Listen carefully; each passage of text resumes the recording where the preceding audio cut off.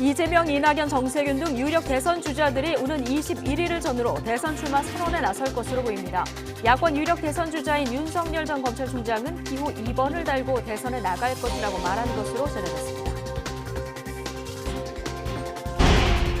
문재인 대통령이 더불어민주당 초선 의원들과 간담회를 열고 다양한 민생 현안을 논의했습니다. 더민초 소속 의원 60여 명은 부동산 정책 혼선과 재보선 참패 원인 등 다양한 의견을 전달한 것으로 알려졌습니다.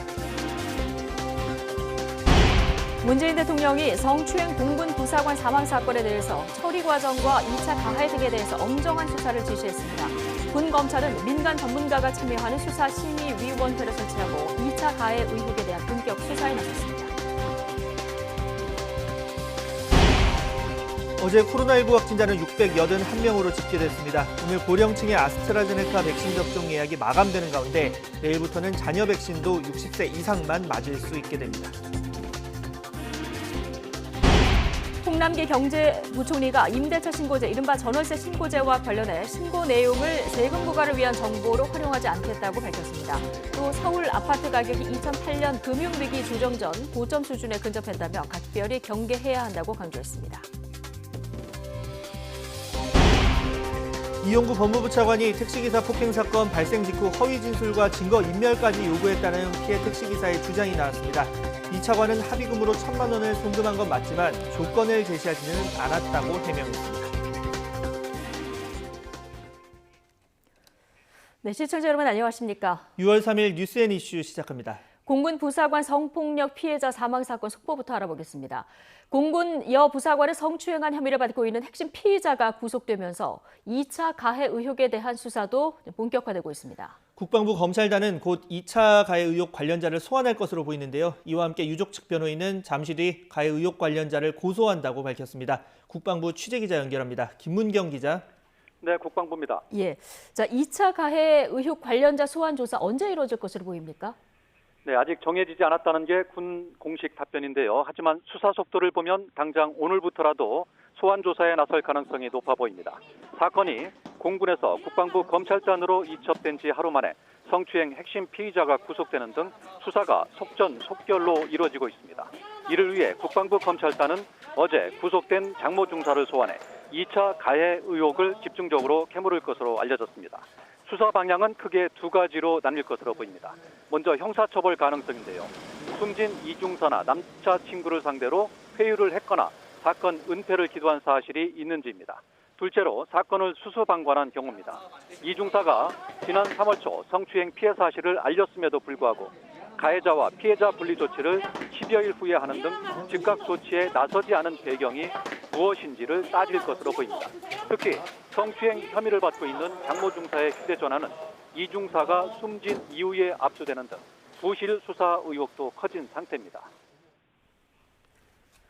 네, 오늘 유족 측 변호인이 가해 의혹으로 거론되고 있는 관련자를 고소할 예정이라고 언급했고 또 이와 함께 이 부실 대응 문제 어떤 방식으로 조사가 이루어질 전망입니까?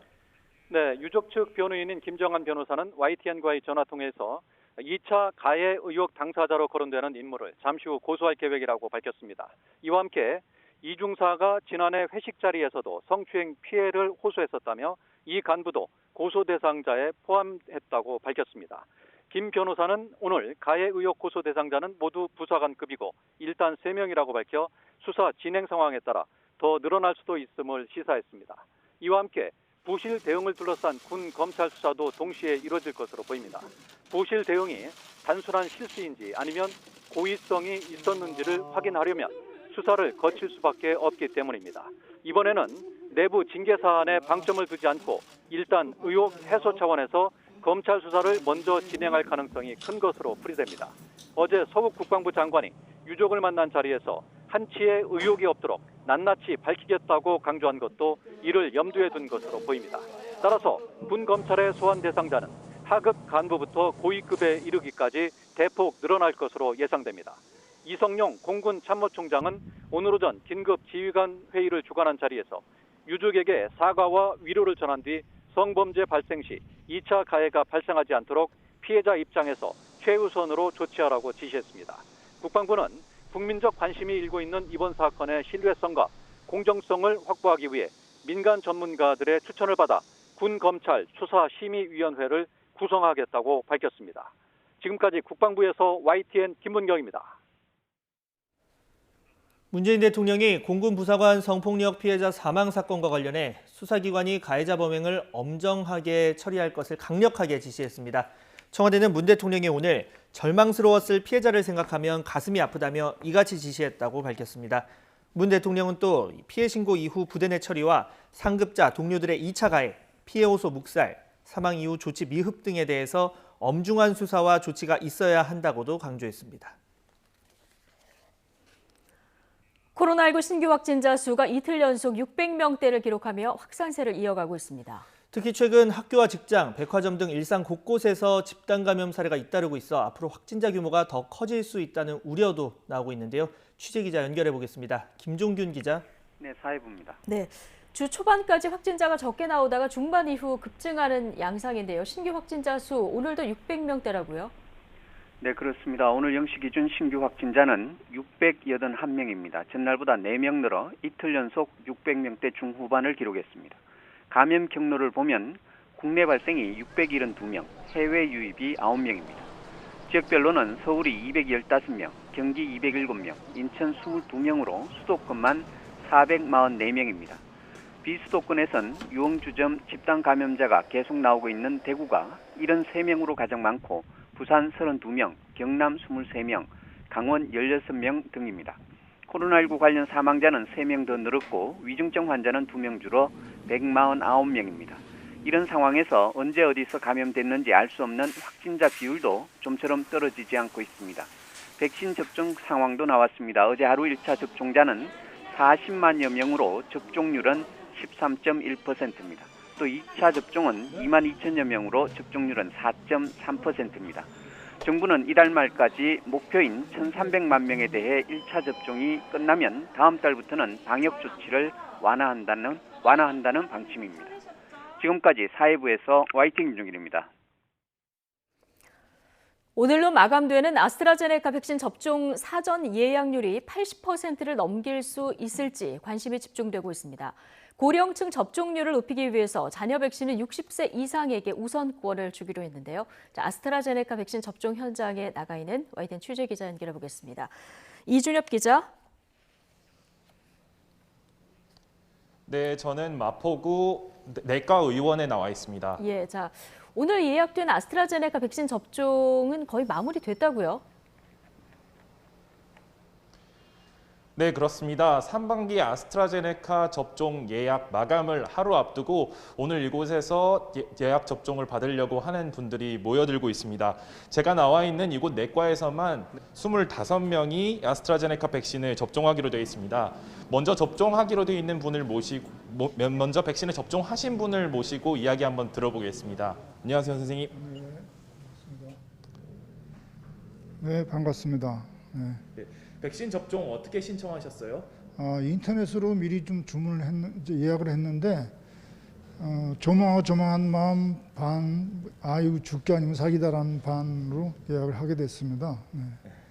그동안 코로나19 감염 우려가 심했을 텐데 이게 맞고 나니까 소감이 어떠세요? 아유 후련합니다. 하여튼 간에 뭐 빨리 이 K 방역이 좋은 성과를 거두어서 이 코로나의 어두운 그림자가 하루속히 물러났으면 하는 그런 바람입니다. 네, 감사합니다, 선생님. 방역당국은 60살에서 74살 어르신, 만성 중증 호흡기 질환자, 유치원, 어린이집, 초등학교 1, 2학년 교사, 돌봄 인력을 대상으로 아스트라제네카 백신 접종 사전 예약을 받고 있었는데요. 오늘을 마지막으로 아스트라제네카 백신 예약은 끝나게 됩니다. 특히 마감 뒤 예약률이 얼마를 기록할지 주목되는데요. 어제 자정 기준으로 아스트라제네카 예약 대상자들 전체 예약률은 74.9%입니다. 이 가운데 70살에서 74살 예약률이 78.8%, 65살에서 69살은 76.6%이고요. 아직 접종이 시작되지 않는 60살에서 64살 예약률도 71.2%를 기록했습니다. 모든 나이대에서 70%를 넘긴 겁니다. 정부가 상반기 가장 신경 쓰는 전체 고령층 예약률은 74.8%인데 애초 기대치였던 80%를 달성할 수 있을지가 주목됩니다. 네, 내일부터는 자녀 백신을 맞을 기회가 60대 어르신들에게 우선으로 돌아가죠. 네, 그렇습니다. 정부가 예방접종 시행 지침을 개선해서 자녀 백신이 60살 이상 어르신들에게 우선 돌아가게 했기 때문인데요. 최소 자녀 주사기 덕에 남는 자녀 백신을 원래는 예비 명단에 이름을 올려두면 나이와 상관없이 맞을 수 있었죠. 사전 예약이 끝나는 내일부터는 60살 이상 어르신만 자녀 백신 예비 명단에 이름을 올릴 수 있습니다. 원래 자녀 백신 예비 명단에 이름을 올렸던 분들은 9일까지 예약이 유지됩니다. 정부는 상반기 예방접종이 마무리되는 오는 19일 이후에는 백신 물량이 남으면 60살 이상만 맞도록 할 방침입니다. 다만 의료기관마다 남은 자녀 백신 가운데 마지막 한 병은 나이와 상관없이 네이버나 카카오 앱을 통해 신청할 수 있는데요. 다양한 백신이 들어오면서 수급도 한층 안정됐습니다. 오늘 정부가 직접 선구매 계약한 아스트라제네카 백신 가운데 85만 3천 회분이 SK바이오 안동공장에서 추가 출고됩니다. 이달 안에 86만 8천 회분이 추가로 들어올 예정이고 이번 주에 얀센 백신도 101만 회분 들어옵니다. 방역당국은 지금처럼 수급과 예약률이 안정적이라면 애초 상반기 접종 목표였던 1,300만 명을 넘어 1,400만 명 접종도 가능할 것으로 보고 있습니다. 지금까지 마포구 내과의원에서 YTN 이준엽입니다. 최근 코로나19 백신 접종이 활발해지면서 발열 근육통에 쓸 수 있는 타이레놀 품귀 현상이 잇따르고 있는데요. 한국제약바이오협회는 회원사에 공문을 보내 아세트아미노펜 단일제제 해열 진통제의 원활한 생산과 공급을 당부했다고 밝혔습니다. 식품의약품안전처는 시중에 유통 중인 단일 성분의 아세트아미노펜 제제가 70여 개에 달하며 약사의 복약 지도에 따라 복용할 수 있다고 안내하고 있습니다. 협회는 국민이 의약품을 구입하고 사용하는 데 불편함이 없도록 안정적으로 의약품을 공급할 방침이라고 밝혔습니다. 바이든 미국 대통령이 코로나19로부터의 독립을 약속한 미 독립기념일을 한 달 앞두고 총력전을 벌이겠다며 백신 접종을 독려하고 나섰습니다. 6월 한 달을 행동의 달로 선포하고 백신 접종률이 저조한 지역을 중심으로 모든 자원을 총동원해 접종률을 최대한 끌어올린다는 방침입니다. 이동원 기자입니다. 바이든 미국 대통령은 백악관 연설을 통해 코로나19의 긴 겨울을 지나 자유로운 여름을 맞이하자며 백신 접종을 독려했습니다. A summer of freedom, a summer of joy, a summer of get-togethers and celebrations, an all-American summer that this country deserves after a long, long dark winter that we've all endured. 다음 달 4일 독립기념일까지 미국 성인의 70% 이상이 1회 이상 백신을 접종해 바이러스로부터의 독립을 선언하는 목표를 향해 모두가 나설 것을 촉구했습니다. 지금까지 18세 이상 미성인의 62.9%가 1회 이상 백신을 맞았습니다. 하지만 4월 초 하루 200만 명 가까이 되던 접종자가 최근 55만 명 선까지 줄어들며 접종 속도가 느려지고 있습니다. 때문에 6월 한 달이 목표 달성에 중요하다고 보고 백신 접종에 총력을 기울이겠다고 말했습니다. 해리스 부통령과 질 바이든 여사 등이 접종률이 상대적으로 낮은 남부와 중서부를 돌며 백신 접종 독려 캠페인에 나서도록 했습니다. 접종자들의 편의를 위해 백신을 놓아주는 약국문을 더 오래 열도록 했습니다. 바이든 대통령은 백신 접종자에게 각종 혜택을 주는 것이 효과를 보고 있다며 독립기념일 공짜 맥주를 마시자고 말했습니다. Anheuser-Busch announced that beer is on them on July the 4th. That's right. Get a shot and have a beer. Free beer for everyone. 버드와이저 등을 생산하는 이 회사는 70% 접종 목표를 달성할 경우 독립기념일에 공짜 맥주를 돌리겠다고 밝혔습니다. 바이든 대통령은 백신 효과를 의심하며 접종을 주저하는 사람들에 대해 백신은 엄격한 기준을 통해 만들어졌고 그 안전성과 효과는 자신이 약속한다고 강조했습니다. YTN 이동원입니다. 이재명, 이낙연, 정세균, 민주당 내 이른바 빅3 대선 주자들의 출마 선언 시기가 윤곽을 드러내고 있습니다. 이 야권에선 윤석열 전 검찰총장이 국민의힘 의원을 잇따라 만나면서 입당설이 끊이지 않고 있는데요. 국회 취재기자 연결해 보겠습니다. 송재인 기자. 네, 국회입니다.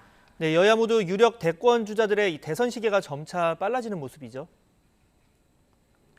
네, 그렇습니다. 먼저 여권부터 살펴보면 이제까지 조직 구성에 집중하던 유력 대선 주자들의 출마 선언 시기가 점차 모습을 드러내고 있습니다.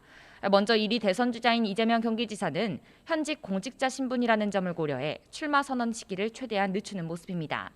예정대로라면 당내 경선 예비 후보자 등록이 시작되는 오는 21일을 전후로 출마를 공식화하는 것을 고려하고 있습니다. 이낙연 전 대표 역시 비슷한 시기를 고려하고 있지만 선두주자인 이 지사와 일정이 겹칠 수 있다는 점이 고민입니다. 이런 점에서 빅3 가운데 지지율이 가장 저조한 정세균 전 총리는 일찍이 17일쯤으로 날을 잡았습니다.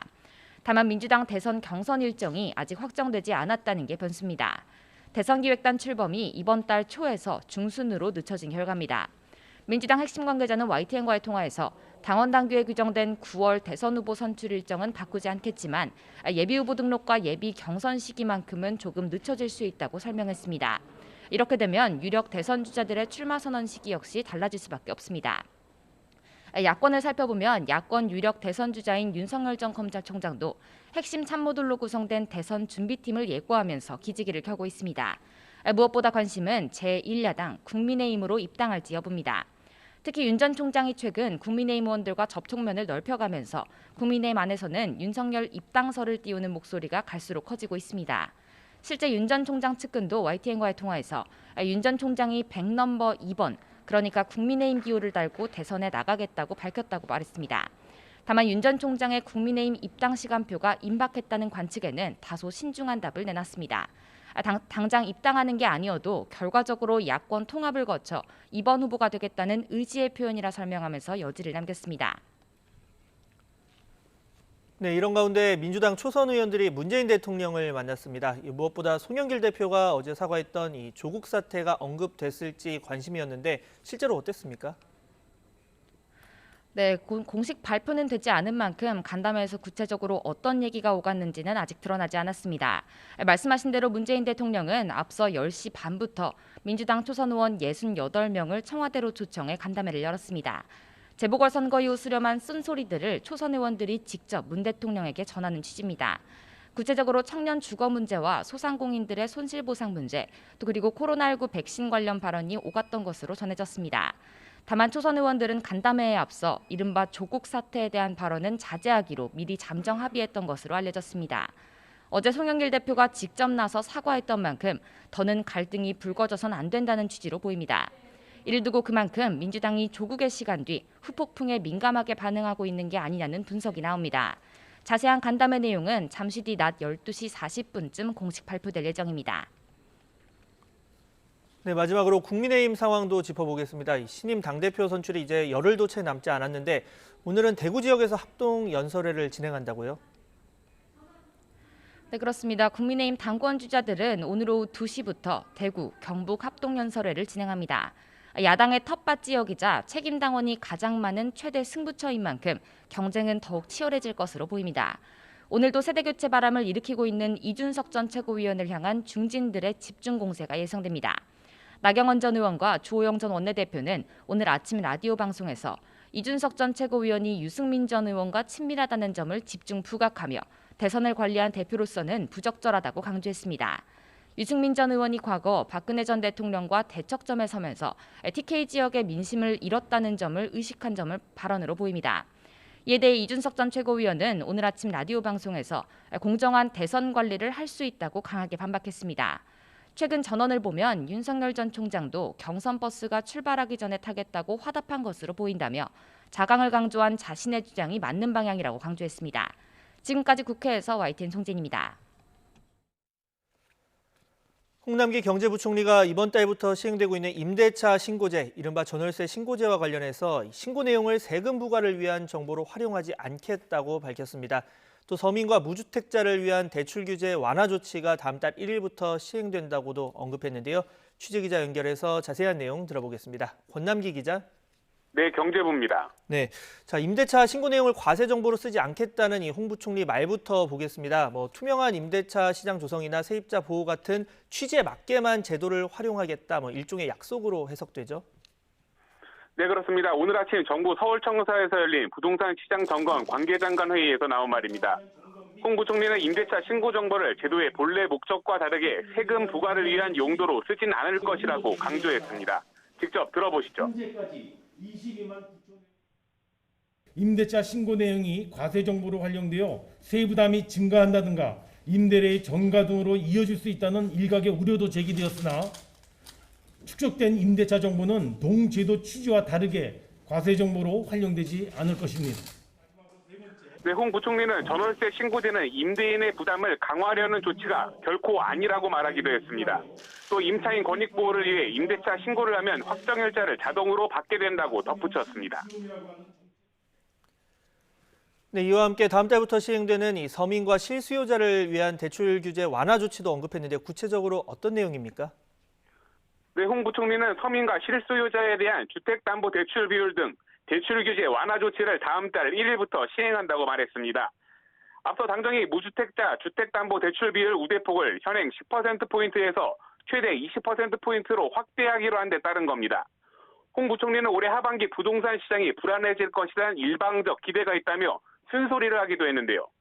서울 아파트 실질 가격이 2008년 글로벌 금융위기로 조정을 받기 이전 고점 수준에 근접했다. 또 미국의 양적 완화 축소 가능성이 제기된다며 쏠림을 각별히 경계하라고 말했습니다. 지금까지 경제부에서 전해드렸습니다. 택시기사 폭행 혐의를 받고 있는 이용구 법무부 차관이 사건 발생 직후 허위 진술과 증거인멸을 교사했다는 의혹이 제기됐습니다. 이 피해자인 택시기사의 주장인데요. 이 차관이 택시 운행 중에 때린 게 아니라 차가 멈춘 뒤 벌어진 일로 진술해달라며 이 블랙박스 영상도 지워달라고 요구했다는 겁니다. 임성호 기자가 보도합니다. 지난해 11월 6일 당시 변호사였던 이용구 차관은 술에 취한 채 택시기사를 폭행했고 택시기사는 곧바로 경찰에 신고했습니다. 택시기사는 경찰 조사를 앞둔 시점 이 차관이 불쑥 전화를 걸어왔다고 말했습니다.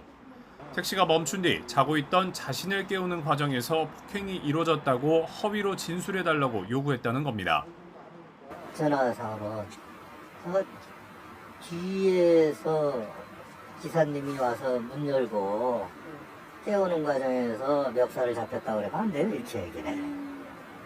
하지만 택시 블랙박스 영상에는 달리던 차 안에서 이 차관이 욕설을 하고 목을 조르는 모습이 고스란히 담겨 있던 상황. 택시기사는 이 차관의 요청을 거절했다고 전했습니다. 그래서 내가 이 사람 큰일 날 사람이 왜 거짓말을 시키라고 그래. 내가 바로 단호하게 그렇게 얘기를 해. 내가 왜냐면 영상이 있어 난 다 봤는데. 택시기사는 또 폭행 사건 이틀 뒤 이 차관이 자신을 찾아와 합의금 1,000만 원을 제시하며 블랙박스 영상을 지워달라고 부탁했다고 주장했습니다. 택시가 운행 중일 때 폭행이 이루어졌다면 처벌은 더 무거워집니다. 이 때문에 이 차관이 허위 진술과 증거인멸을 교사했다면 특정범죄 가중처벌법상 운전자 폭행죄를 피하려는 목적이었을 것으로 보입니다. 이 차관은 또 경찰 조사를 받으면서 허위 진술을 먼저 제안한 건 자신이 아니라 택시기사였다고 진술했던 것으로 알려졌습니다. 앞서 경찰은 지난달 30일 이 차관을 불러 증거인멸 교사 혐의 등에 관해 19시간에 걸쳐 조사했고 택시기사도 증거인멸 혐의로 입건한 등 막바지 수사를 벌이고 있습니다. 이와 함께 폭행 사건을 처음 담당했던 서울 서초경찰서 수사관과 형사팀장, 형사과장을 특수직무유기 혐의로 입건하고 이 차관이 유력 인사인 점을 알고 사건을 무마하려 했는지도 조사하고 있습니다. YTN 임성호입니다. 이용구 법무부 차관은 택시기사 폭행 당시 블랙박스 영상이 공개된 것과 관련해서 자신의 모습이라고 인정하면서 변명의 여지 없이 거듭 사과드린다고 밝혔습니다. 이용구 차관은 출입기자단에 전한 입장문을 통해 사건 이틀 뒤 택시기사와 만나 합의금으로 1,000만 원을 송금했다면서 다만 어떤 조건을 제시한 건 전혀 없었다고 언급했습니다. 이어 합의가 이뤄진 뒤에 택시기사와 진술 내용과 관련해 이야기가 있었던 것도 사실이라며 책임을 조금이라도 줄이기 위해서 간혹 있는 일이지만 당시 변호사로서 도의적으로 비난받을 일로 생각한다고 밝혔습니다. 그러면서 제3자에게 전달되거나 유포될 것을 우려해서 택시기사에게 영상을 지우는 게 어떠냐는 요청을 했지만 거절당했다면서 택시기사가 증거인멸죄로 입건까지 돼 송구한 말씀을 드린다고 강조했습니다. 국방부가 급식 등 장병 생활 전반 사항을 점검하고 개선 방안을 마련하기 위해서 오늘 오전 박재민 국방차관을 장으로 하는 장병생활 여건 개선 전담팀 출범회의를 개최했습니다. 전담팀 내에는 현역 예비역 장병과 장병 급식, 피복 모니터링단, 민간 전문가 등으로 구성된 국민소통 자문단을 설치해 국민의 관심과 요구를 적극 수렴할 수 있도록 했습니다. 또 기본적 수준의 급식비를 확보하고 메뉴와 식재료 조달 개선, 조리 인력 확충, 민간 위탁 시범 사업 확대 등을 중점적으로 검토했습니다. 요즘 가장 선망받는 직장으로 꼽히는 IT 대기업이 요즘 시끄럽습니다. 이 업무 스트레스를 호소한 직원의 극단적인 선택까지 나오면서 업계에서는 터질 게 터졌다는 목소리까지 흘러나오고 있습니다. 보도에 김상우 기자입니다. 코로나19로 한 단계 더 급성장한 네이버 등 IT 대기업들. 요즘 노사관계 문제로 내부가 매우 복잡합니다. 먼저 카카오. 노동관련법 위반으로 당국의 시정 지시를 받았습니다. 임산부에게 시간에 근무 등을 시키는 등 법을 위반했기 때문입니다. 지난 4월 근로감독을 실시한 결과인데 카카오 직원들이 근로기준법 위반 사례를 모아 당국에 청원하면서 이뤄졌다는 점이 이례적입니다. 사측은 지적받은 사항을 시정하고 개선안을 만들 계획이라고 설명했습니다. 조직 쇄신 핑계 그만! 2019년 매각이 무산된 후 프로젝트 선별에 따른 인력 재배치 등의 후유증이 여전한 넥슨. 1년간 전환 배치 대기 중이던 16명에게 또 석 달 대기 발령을 내린 것과 관련해 릴레이 1인 시위가 진행 중입니다. 이들은 대기 기간 중에 75%의 임금과 회사 지원 교육비 200만 원으로 학원 등에서 자기 개발을 한 다음 다시 전환 배치 심사를 받게 됩니다. 회사가 어떤 조합원들을, 직원들을 평가하기 위해서 최소한 일을 주고 평가를 해야 된다고 생각해요.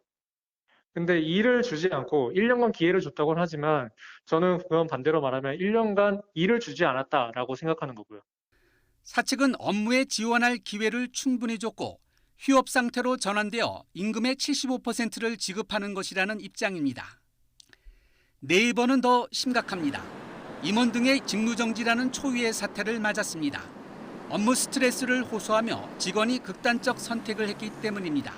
직원 A씨는 지난달 업무상 스트레스를 받았다는 내용 등이 적힌 메모와 함께 숨진 채 발견됐습니다.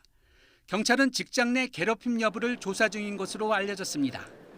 2018년 네이버를 시작으로 카카오와 넥슨 등 포털 게임 업계의 노조 설립 열풍, 노사관계 문제, 드디어 터질 게 터졌다는 목소리가 흘러나오고 있습니다. YTN 김상우입니다. 일본의 화장품 기업 DHC가 회장의 이딴 혐한 발언으로 역풍을 맞고 있습니다. 노골적으로 차별을 드러내는 회사와는 거래하기 어렵다는 일본 기업과 지자체가 늘고 또 일본 내 소비자의 반발도 확산하고 있습니다. 도쿄 이경화 특파원이 보도합니다. 지난해 11월 DHC 요시다 회장은 자사 홈페이지에 문제의 글을 올렸습니다. 경쟁사 광고에 나오는 탤런트는 대부분 한국계라 인터넷에서 놀림받지만 DHC는 모두 순수한 일본인이라고 쓴 겁니다.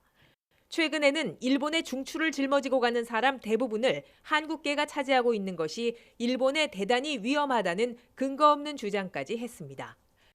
이런 노골적인 차별 발언을 보란듯이 올린 것은 일본 국회에서도 문제로 지적됐습니다.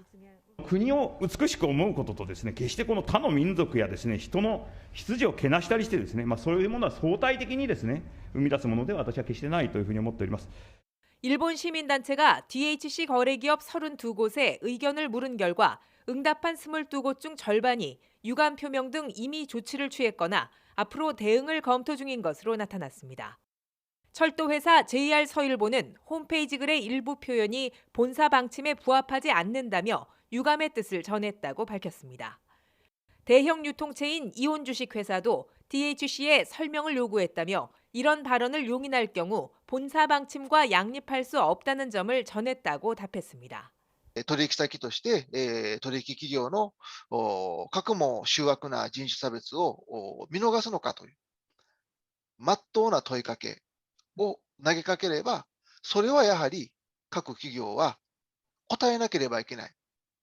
일본 내 지자체 10여 곳도 이런 차별 발언을 문제 삼아 DHC와의 제휴 협정을 중단하는 등 대응에 나설 방침입니다. 이뿐 아니라 DHC 제품을 편의점에 두지 말 것을 요구하는 소비자들의 서명 운동도 본격화하고 있습니다. その方々の生活を立ち行かなくさせていくような今回の事態を重く受け止め、しっかりと反省をして謝罪と再発防止策の策定ということをやってほしい。 일본 사회 각계의 반발이 확산하자 DHC는 홈페이지에서 문제의 글을 조용히 삭제했습니다. 하지만 차별 발언 자체에 대한 사과나 공식 입장은 여전히 내놓지 않고 있습니다. 도쿄에서 YTN 이경아입니다. 미국의 한 17살 소녀가 반려견을 공격하는 어미곰을 맨손으로 내쫓는 영상이 공개됐습니다. 이 반려견에 대한 뜨거운 사랑을 드러낸 이 영상은 온라인 등을 중심으로 큰 화제를 불러모으고 있습니다. 김세우 기자가 보도합니다. 주택 담장 위로 어미곰과 새끼곰 2마리가 올라와 어슬렁거립니다. 두리번거리는 사이 개들이 몰려들어 맹렬히 지저댑니다. 새끼곰은 놀라 달아나고 어미곰은 새끼들이 달아날 시간을 벌려는 듯 앞발을 휘둘러 공격합니다. 이때 번개처럼 뛰어나오는 한 소녀. 맨손으로 커다란 곰을 밀어 뒤로 넘어뜨리고는 개들을 데리고 집으로 다시 뛰어들어갑니다. 지난달 31일 미국 로스앤젤레스 카운티 외곽 도시 브래드버리에 써 있었던 소녀의 반려견 구출기가 온라인에서 화제입니다. 주인공은 올해 17살 된 헤일리 모나코. 애초 개들이 짖을 때만 해도 곰인 줄 몰랐다고 합니다. 그러나 곰인 걸 확인한 뒤에도 반려견들을 지키겠다는 일념 하나로 맨손으로 맞섰습니다. I have to protect her, so I go over to the bear. I look it in the eyes, and the first thing I think to do is push a bear. 곰을 밀다 손가락과 무릎을 다쳤지만 큰 부상은 아니며 반려견들의 상태도 괜찮은 것으로 알려졌습니다. 새끼곰을 보호하려는 어미곰과 반려견들을 지키려는 소녀 견주의 모성 대결. 해당 영상은 SNS뿐 아니라 현지 매체와 방송들까지 전하며 큰 인기를 얻고 있습니다. YTN 김세호입니다.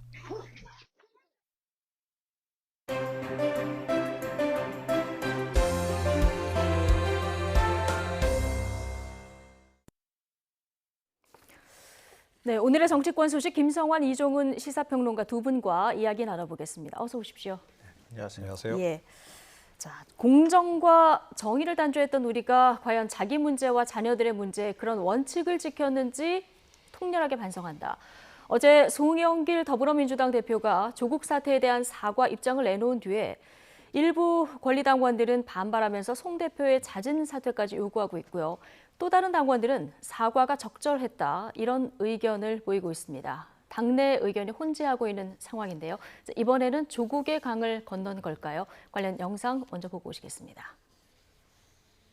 인맥으로 서로 인턴시켜주고 품앗이하듯 스펙 쌓기 해주는 그것은 그런 시스템에 접근조차 할 수 없는 수많은 청년들에게 좌절과 실망을 주는 일이었습니다.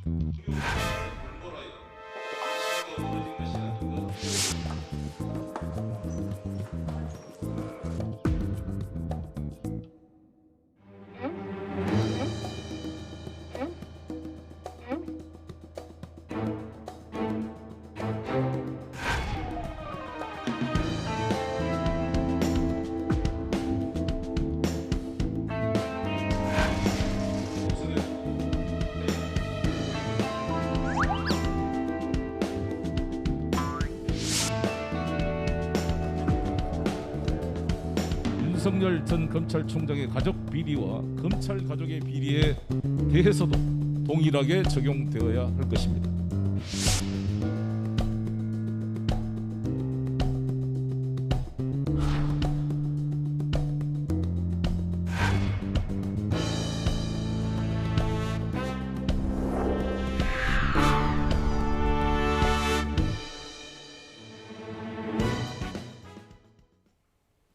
네. 자, 송영길 대표, 지난번 이해찬 대표에 이어서 두 번째 당에서는 공식 사과가 나온 건데요. 이 발언 이후에 대표직 사퇴하라 이런 운동도 있고요. 한편에서는 송 대표 사과가 제대로 된 거다, 좀 현실을 제대로 보자 이런 의견도 나오고 있는데요. 자, 당내 여러 가지 반응들 수위를 볼 때 앞으로 이 문제 어느 정도 정리가 될까요? 전 정리될 거라고 봅니다. 예. 그리고 사과도 적절했다고 생각하고요. 그러니까 지금 일부 강성 당원들 사이에서 얘기들이 좀 있는 것 같은데요. 국회의원들의 반응을 보면 아실 것 같아요. 예. 국회의원들 가운데 대놓고 지금 사과한 부분에 대해서 잘못했다고 얘기하는 의원들은 아주 극소수거든요. 국회의원들. 네, 국회의원들 가운데. 그러니까 국회의원들 가운데 특히 이제 민주당 내 그 국회의원들 가운데 뭐 이른바 친문이라고 흔히 언론에서 부르는 그런 의원들은 사실 반발할 소지가 있었거든요. 근데 특별히 반발의 목소리를 내지 않고 있다고 하는 겁니다. 네. 그러니까 이건 어느 정도 공감할 만큼의 대국민 뭐 사과문이나 내용들이 예. 나왔다 이렇게 아마 본인들 스스로도 생각하지 않을까 싶습니다. 그 부분을 좀 우리가 주목해 봐야 될 것 같고요. 민주당 입장에서 앞으로 가야 할 시간이 굉장히 많잖아요. 그러니까 예. 조국의 시간은 이미 지나간 겁니다. 그 다음에 이제 민주당의 시간이 남아 있는 것이고요. 어제 송영길 대표가 얘기한 것처럼 이제 민생의 시간이 있는 겁니다. 그러니까 민주당이 언제까지 과거에 발목 잡혀서 국민들 민생 챙기지 못한다는 비판을 받아야 합니까? 네. 그런 면에 있어서는 일단은 과거에 한 매듭을 짓고 그 다음에 민생 문제에 집중할 수 있도록 하는 모습을 보이는 게 그게 대선까지 가는 데 있어서 민주당의 지지율을 끌어올릴 수 있는 하나의 가장 중요한 방법 중에 하나라고 생각합니다. 네. 의원들은 크게 반발 목소리를 안 내고 있는 부분을 지금 주목해 주셨는데요. 지금 청와대에서는 초선 의원들 그 차담회도 진행이 되고 있고요. 저희 시간대에 아마 그 브리핑이 있게 되면은 라이브로 저희가 전해드릴 예정인데 초선 의원들도 오늘 조국 사태에 대해서 최대한 발언을 자제하기로 했다. 이런 발언도 전해지고 있거든요. 자, 이종훈 평론가는 어제 사과 이후에 민주당 당내 그 움직임 어떻게 보십니까? 글쎄요, 근데 어제 사과를 제가 보기에는 예. 어제 이제 국민경청 프로젝트 대국민 보고회 모두 발언에서 이제 한 발언인데요. 예. 그러니까 좀 스치듯 사과했다. 스치듯 사과했다. 예, 그러니까 예. 표현은 굉장히 뭐 통렬히 반성한다 이런 얘기하는. 그런데 예를 들어서 모두 발언 전에 이 부분만 따로 내서 이렇게 발언을 했다든지 한 게 아니고 굉장히 내용이 깁니다. 모두 발언이. 네. 그 긴 과정에서 살짝 언급하고 넘어갔을 뿐만 아니라 그 조국 전 장관 관련한 여러 가지 의혹 중에서도 그 입시 비리 관련한 의혹 부분에 대해서만 어떻게 보면 원포인트 사과를 하시더라고요. 그런데 이제 가장 이제 문제는 뭐냐면 사과라고 하는 것은 사과의 대상이 있는 거 아니겠습니까? 예를 들어 청년층이 거기에 대해서 뭐 많이 분노했다라고 전제한다면 사과를 받는 사람들이 느끼기에 아 이건 충분히 진정성이 있다. 이래야 그게 사과로서 의미를 이제 갖게 될 거다. 그리고 어제 그 자리도 조금 전에 말씀드렸듯이 국민 어떻게 보면 의견을 경청한 그런 결과를 이제 발표하는 그런 이제 자리였다라고 봤을 때 과연 이게 사과로서 진정성을 대상인 국민 또는 청년층이 인정할 만한 정도였는가? 그거하고는 좀 거리가 있었다 이렇게 생각합니다. 스치듯 사과했다 이렇게 보셨는데. 그 말씀에는 저는 개인적으로 동의하기가 좀 어려운데요. 국민의 민심이 내로남불에 대한 따가운 질책이었다. 사실 재보궐선거의 그 어떤 참패의 원인은 무엇이었는지를 민심을 들었다. 그런 민심에 대해서 이런 부분이 가장 큰 원인이라고 판단해서 그런 부분에 대해서 민주당이 통렬히 사과한다. 이게 왜 스치듯 사과하는 거라고 생각하시는지 좀 납득이 잘 개인적으로 안 되고요. 청년층의 상실감이나 좌절감 이런 부분에 대해서도 반성의 메시지를 담았는데 다만 뭐 이제 그런 생각은 할 수 있을 거예요. 조국 사과 따로 하고 박원순, 오건원 그 성추행 문제 사과 따로 하고 그렇게 해야 진정성 있는 것인지 잘 모르겠지만 박원순, 오건원 시장과 관련해서도 그동안에 여러 차례 사과는 했지만 그게 진정성 있는 사과처럼 받아들여지지 않은 측면이 있잖아요. 근데 제가 볼 때 지금까지 했던 사과 중에 가장 수위가 높은 사과였습니다. 그리고 당사자, 피해자를 만나서 직접 얘기를 듣고 그리고 거기에 따른 대책을 또 별도로 만들겠다 이렇게 얘기를 했기 때문에 사과의 진정성이 없다고 판단하는 것은 좀 저는 너무 박한 평가가 아닌가 그렇게 생각합니다. 그러니까 민심경청 프로젝트가 진행되고 있었고요. 그 사이에 조국 전 장관의 회고록이 나오다 보니까 이런 시간표도 좀 고려해야 될 것 같습니다.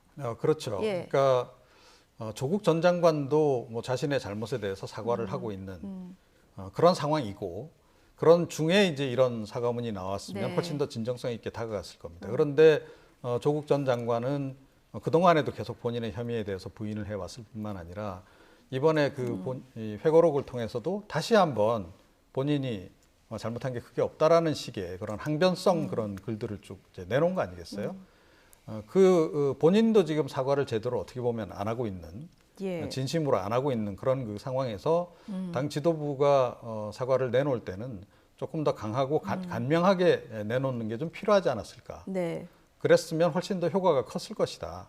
그렇게 생각을 해요. 그래서 제가 조금 전에 말씀드렸듯이 사과라고 하는 건 대상이 있는 거잖아요. 그러니까 사과를 받는 대상, 일반 국민들이나 또는 이제 주로 청년층이라고 전제했을 때 청년층이 받아들이기에 이건 정말로 진정성이 있다 이렇게 느껴져야 되는데 그거하고는 좀 거리가 있었다라고 하는 걸 제가 지적을 드린 겁니다. 예, 조국 전 장관, 자 어제 송 대표 사과에 대해서 겸허히 수용한다. 그리고 이제 민주당은 나를 밟고 전진하라 이런 반응도 내놨는데, 자 뭐 여러 가지 논란이 있습니다만은 좀 회고록은 뭐 하루 만에 10만 부가 넘게 팔렸다 그래요.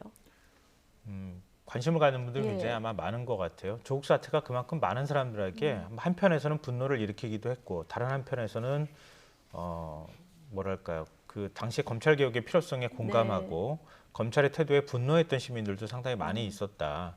그래서 서초동 앞에서 집회했던 뭐 이런 모습들을 많이 우리가 지켜보지 않았습니까? 그 어느 쪽 대상이 되더라도 당시의 일들을 한번 좀 복귀해보고 싶은 욕심이 있었을 것 같고요.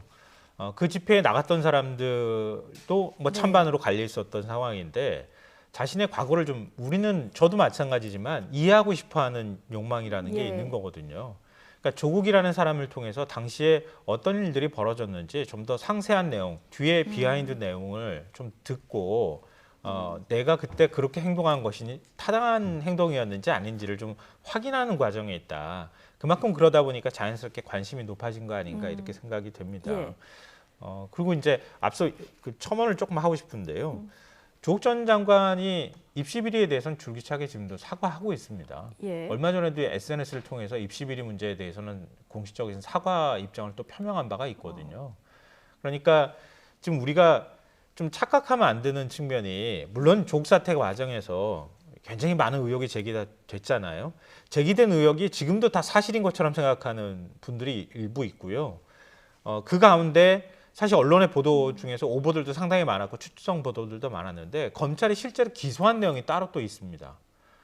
기소한 것 중에서 지금 유죄 판결이 받은 1심에서 유죄 판결이 난 부분이 있습니다. 이게 정경심 교수 재판인데요. 그러니까 그런 것처럼 그걸 분리해서 지금까지 우리가 의혹 제기가 된 부분 중에서 어느 정도 사실로 인정할 수 있는 부분이 뭔지에 대해서 좀 구분할 필요가 있는데 그게 아니라 다 잘못했고 그것에 대해서 다 인정하지 않고 있다. 이렇게 접근하는 것은 저는 좀 개인적으로 동의하기가 어렵습니다. 그러니까 입시 비리와 관련된 부분은 내로남불이고 과거에 조국 전 장관이 입시 문제에 있어서만큼은 공정한 기회를 부여해야 한다라고 본인 스스로가 SNS나 이런 걸 통해서 얘기했음에도 불구하고 자신의 가족들은 그 부분에 대해서 철저하게 지키지 않았다거나 이런 내로남불에 대해서는 사과할 부분들이 분명히 있는 것이죠. 그거에 대해서는 사과를 하고 있는 것이고요. 그리고 나머지 혐의에 관한 부분에 대해서는 재판부 판단을 통해 가지고 최종적으로 확인해야 될 필요가 있는 거죠.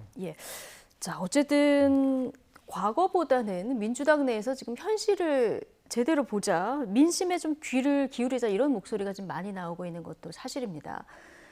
대선이 10개월도 안 남은 이런 상황이죠. 그러다 보니까 부담이 되는 이슈들을 좀 정리하고 가지 않으면 안 된다. 이런 위기감이 좀 있는 것 같아요. 앞서 국민의힘 사례를 보면 사실 두 전직 대통령의 과오가 계속 발목을 잡지 않았습니까? 김종인 전 비대위원장이 그 대국민 사과도 하고 이러면서 약간 반등의 모멘텀을 삼기도 했는데요. 그렇죠. 그리고 당장 지금 호남 민심이 최근 들어서 국민의힘에 대해서 약간 우호적으로 바뀌고 있는 것이 여러 이제 그 여론조사 지표를 통해서도 확인되고 있는 거 아니겠습니까? 그러니까 그런 노력들을 해야 되는 거죠. 그러니까 진정성을 어느 정도는 인정받았기 때문에 사실은 그쪽에서도 민심이 그렇게 반응을 보이는 거다. 자, 그렇게 전제했을 때 민주당이 만약에 내년 대선이 이거 쉽지 않겠다라고 생각하고 있다라고 한다면 무엇을 놓치고 있는가? 사실 이번에 민심 경청한 이유도 그거 아니겠습니까? 우리가 놓치고 있는 게 과연 뭘까? 그거를 이제 쭉 정리를 해서 이제 어저께 이제 보고회를 한 거다라고 이제 전제했을 때, 그러니까 조국 전 장관 사태와 관련해서 국민들이 분노하고 있는 포인트를 정확하게 좀 수용을 하고 사과해야 될 부분이 있으면 명쾌하게 사과를 하는 것이 좋은 거죠. 그런데 이게 뭐 사과인 듯 아닌 듯, 그리고 이 사과를 하려면 그러니까 전체적으로 딱 사과를 해야 되는 거죠. 그런데 입시 비리 부분만 딱 집어서 그냥 그 부분만 사과하고 나머지는 그냥 법률적 판단에 맡기겠다는 식으로 네. 법률적 판단이 진행되고 있는 부분에 대해서는 언급을 회피했단 말이에요. 자, 그런데 어저께 대표의 발언은 정치적 발언인 거잖아요. 예. 예, 그런데 거기 그 자리에서 법률적 판단 부분을 제외시키냐는 거죠. 법률적 차원을 떠나서 도의적으로 사과를 해야 될 부분들에 대해서 사과를 깔끔하게 딱 하는 편이 훨씬 더 낫지 않았을까 이렇게 생각을 합니다. 예. 자, 어제 윤석열 그 검찰총장을 정면 겨냥한 이 대목도 좀 말씀하신 대로 좀 눈에 띄는 대목인데요. 그 송영길 대표가 이렇게 사과를 하면서 여당 주요 인사들 역시 윤 전 총장을 향한 비판에 좀 가세하고 있는 모습입니다. 야당 반응까지 같이 듣고 오시겠습니다. 조국 장관 가족에 대한 검찰 수사의 기준은 윤석열 전 검찰총장의 가족 비리와 검찰 가족의 비리에 대해서도 동일하게 적용되어야 할 것입니다.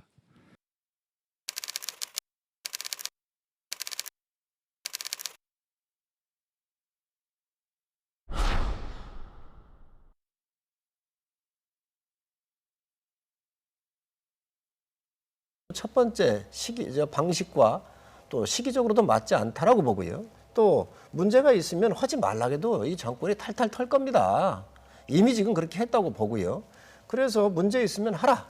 전 뭐 그렇게 말씀을 좀 드리고 싶고 또 그 여러 가지 측면에서 봤었을 때 정말 진실성이 담기려고 한다고 한다면 자기들 사과를 하면 될 일을 좀 격식적으로 굉장히 맞지 않다고 생각을 하는데 두 번째로는 또 윤석열 총장 같은 경우 50이 넘어서 장가를 간 분이에요.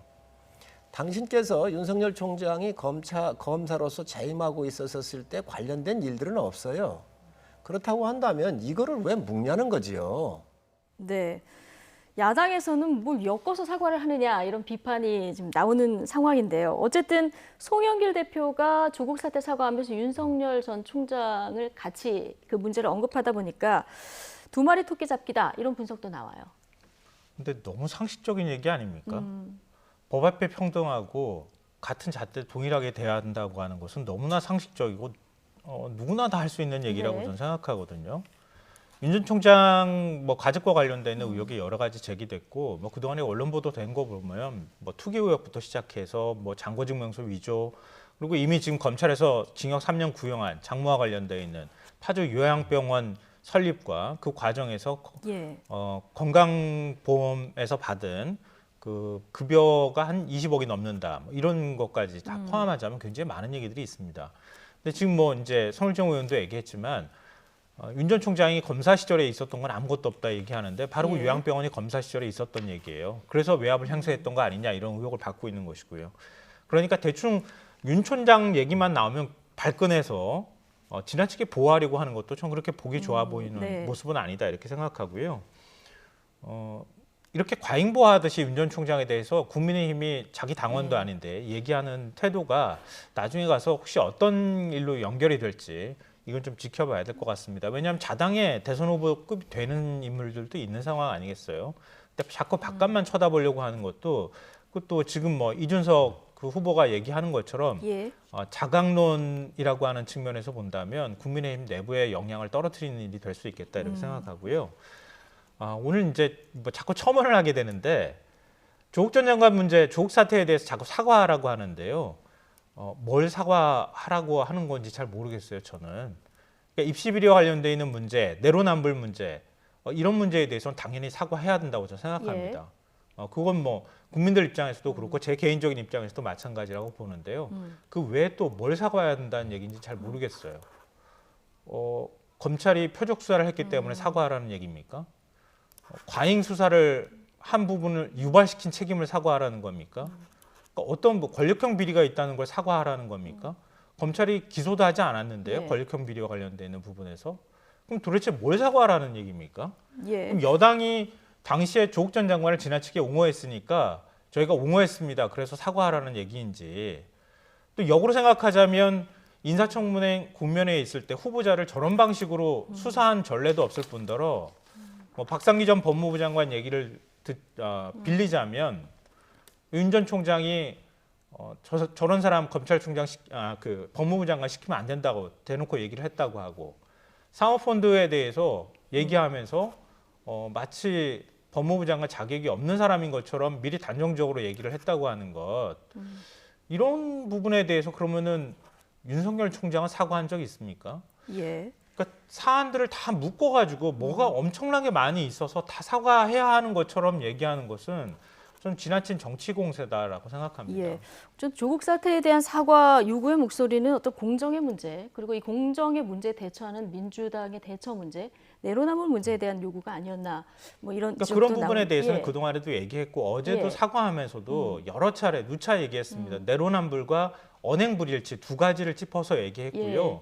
그런 부분에 대해서는 계속 사과를 했었거든요. 그러니까 어제도 주 내용은 사실 그거라고 봐야 되는 것이고요. 예. 그러니까 그것 말고 도대체 뭘 더 사과를 하라고 얘기하는 것인지 저 잘 모르겠습니다. 그래서 김성환 평론가가 어제 송 대표 사과로 이제 이 문제는 일단락 될 거다. 앞서 이렇게 전망을 해주셨고요.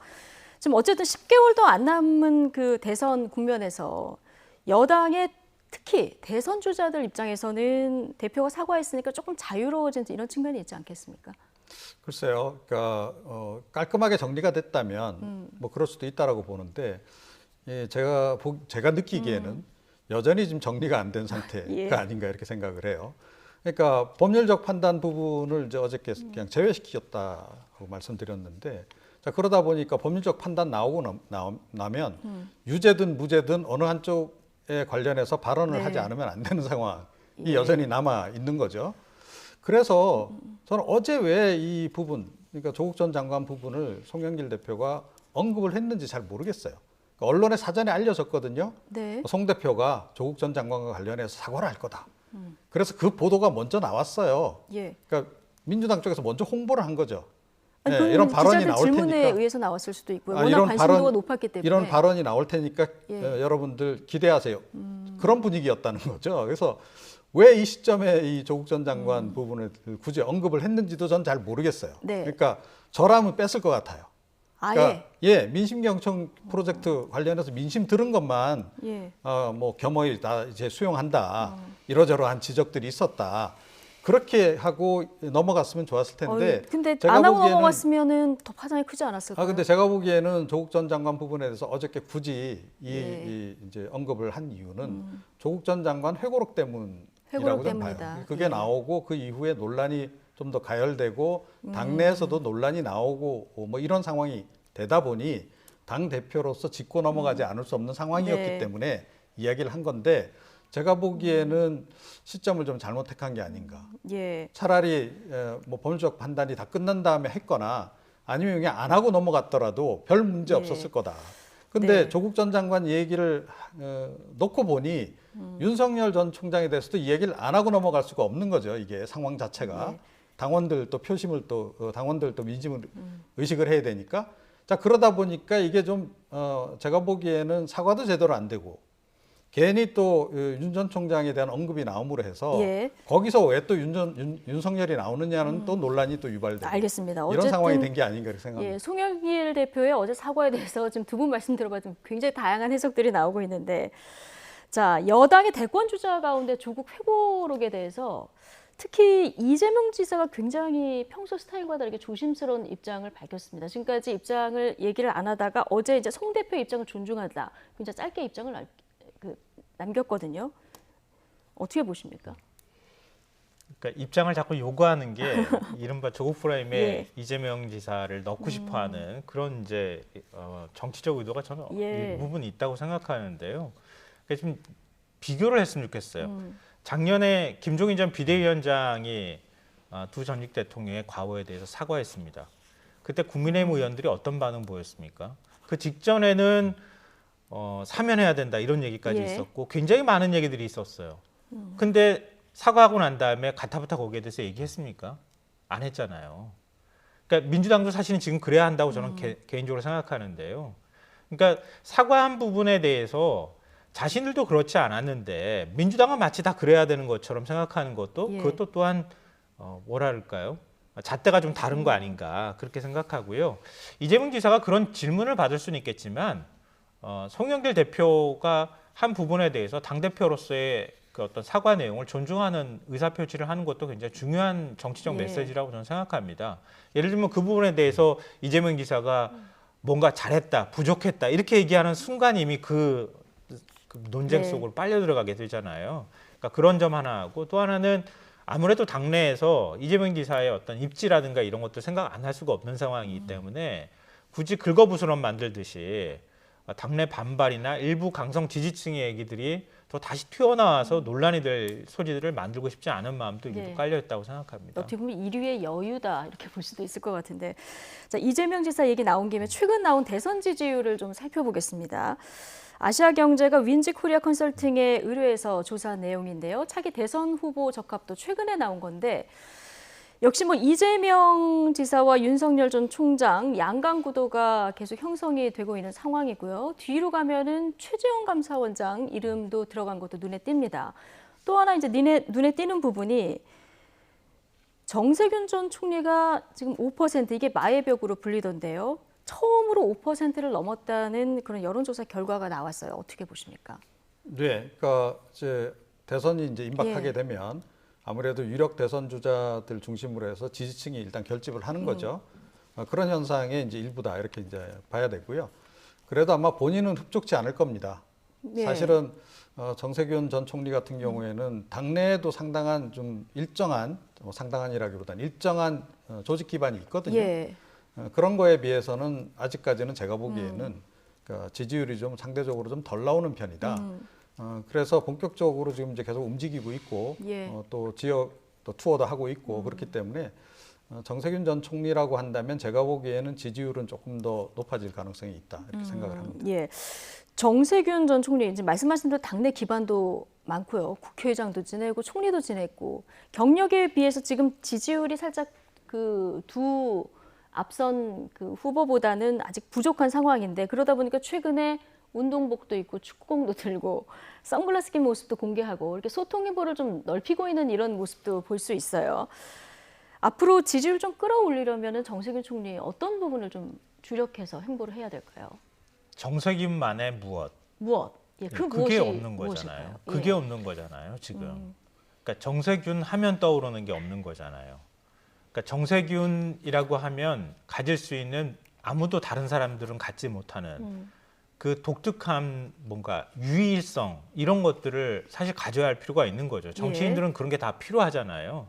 그러니까 그런 게 국민들께 각인이 돼야 그래야 뭔가 지지를 하거나 이렇게 할 수 있을 텐데 우리가 일반적으로 뭐 많이 얘기하는 것처럼 미스터 스마일 이런 이미지밖에 지금 갖고 있지 못하단 말이에요. 예. 그러니까 최근에 그래서 뭐 그 일본 올림픽 조직위원회에서 독도 그 지도 그러니까 지도에 독도를 넣은 모습 보면서 우리 올림픽 불참해야 된다고 얘기한다거나 아니면 검찰 개혁과 관련해서 굉장히 강성한 발언을 한다거나 예. 윤석열 검찰총장이 검찰의 뭐 몸통 검찰 개혁의 몸통이다 뭐 이런 식의 표현까지 사용하면서 굉장히 발언을 강하게 내놓는 것도 또한 정세균이라고 하는 정치인을 확실하게 각인시키기 위한 예. 노력이라고 생각합니다.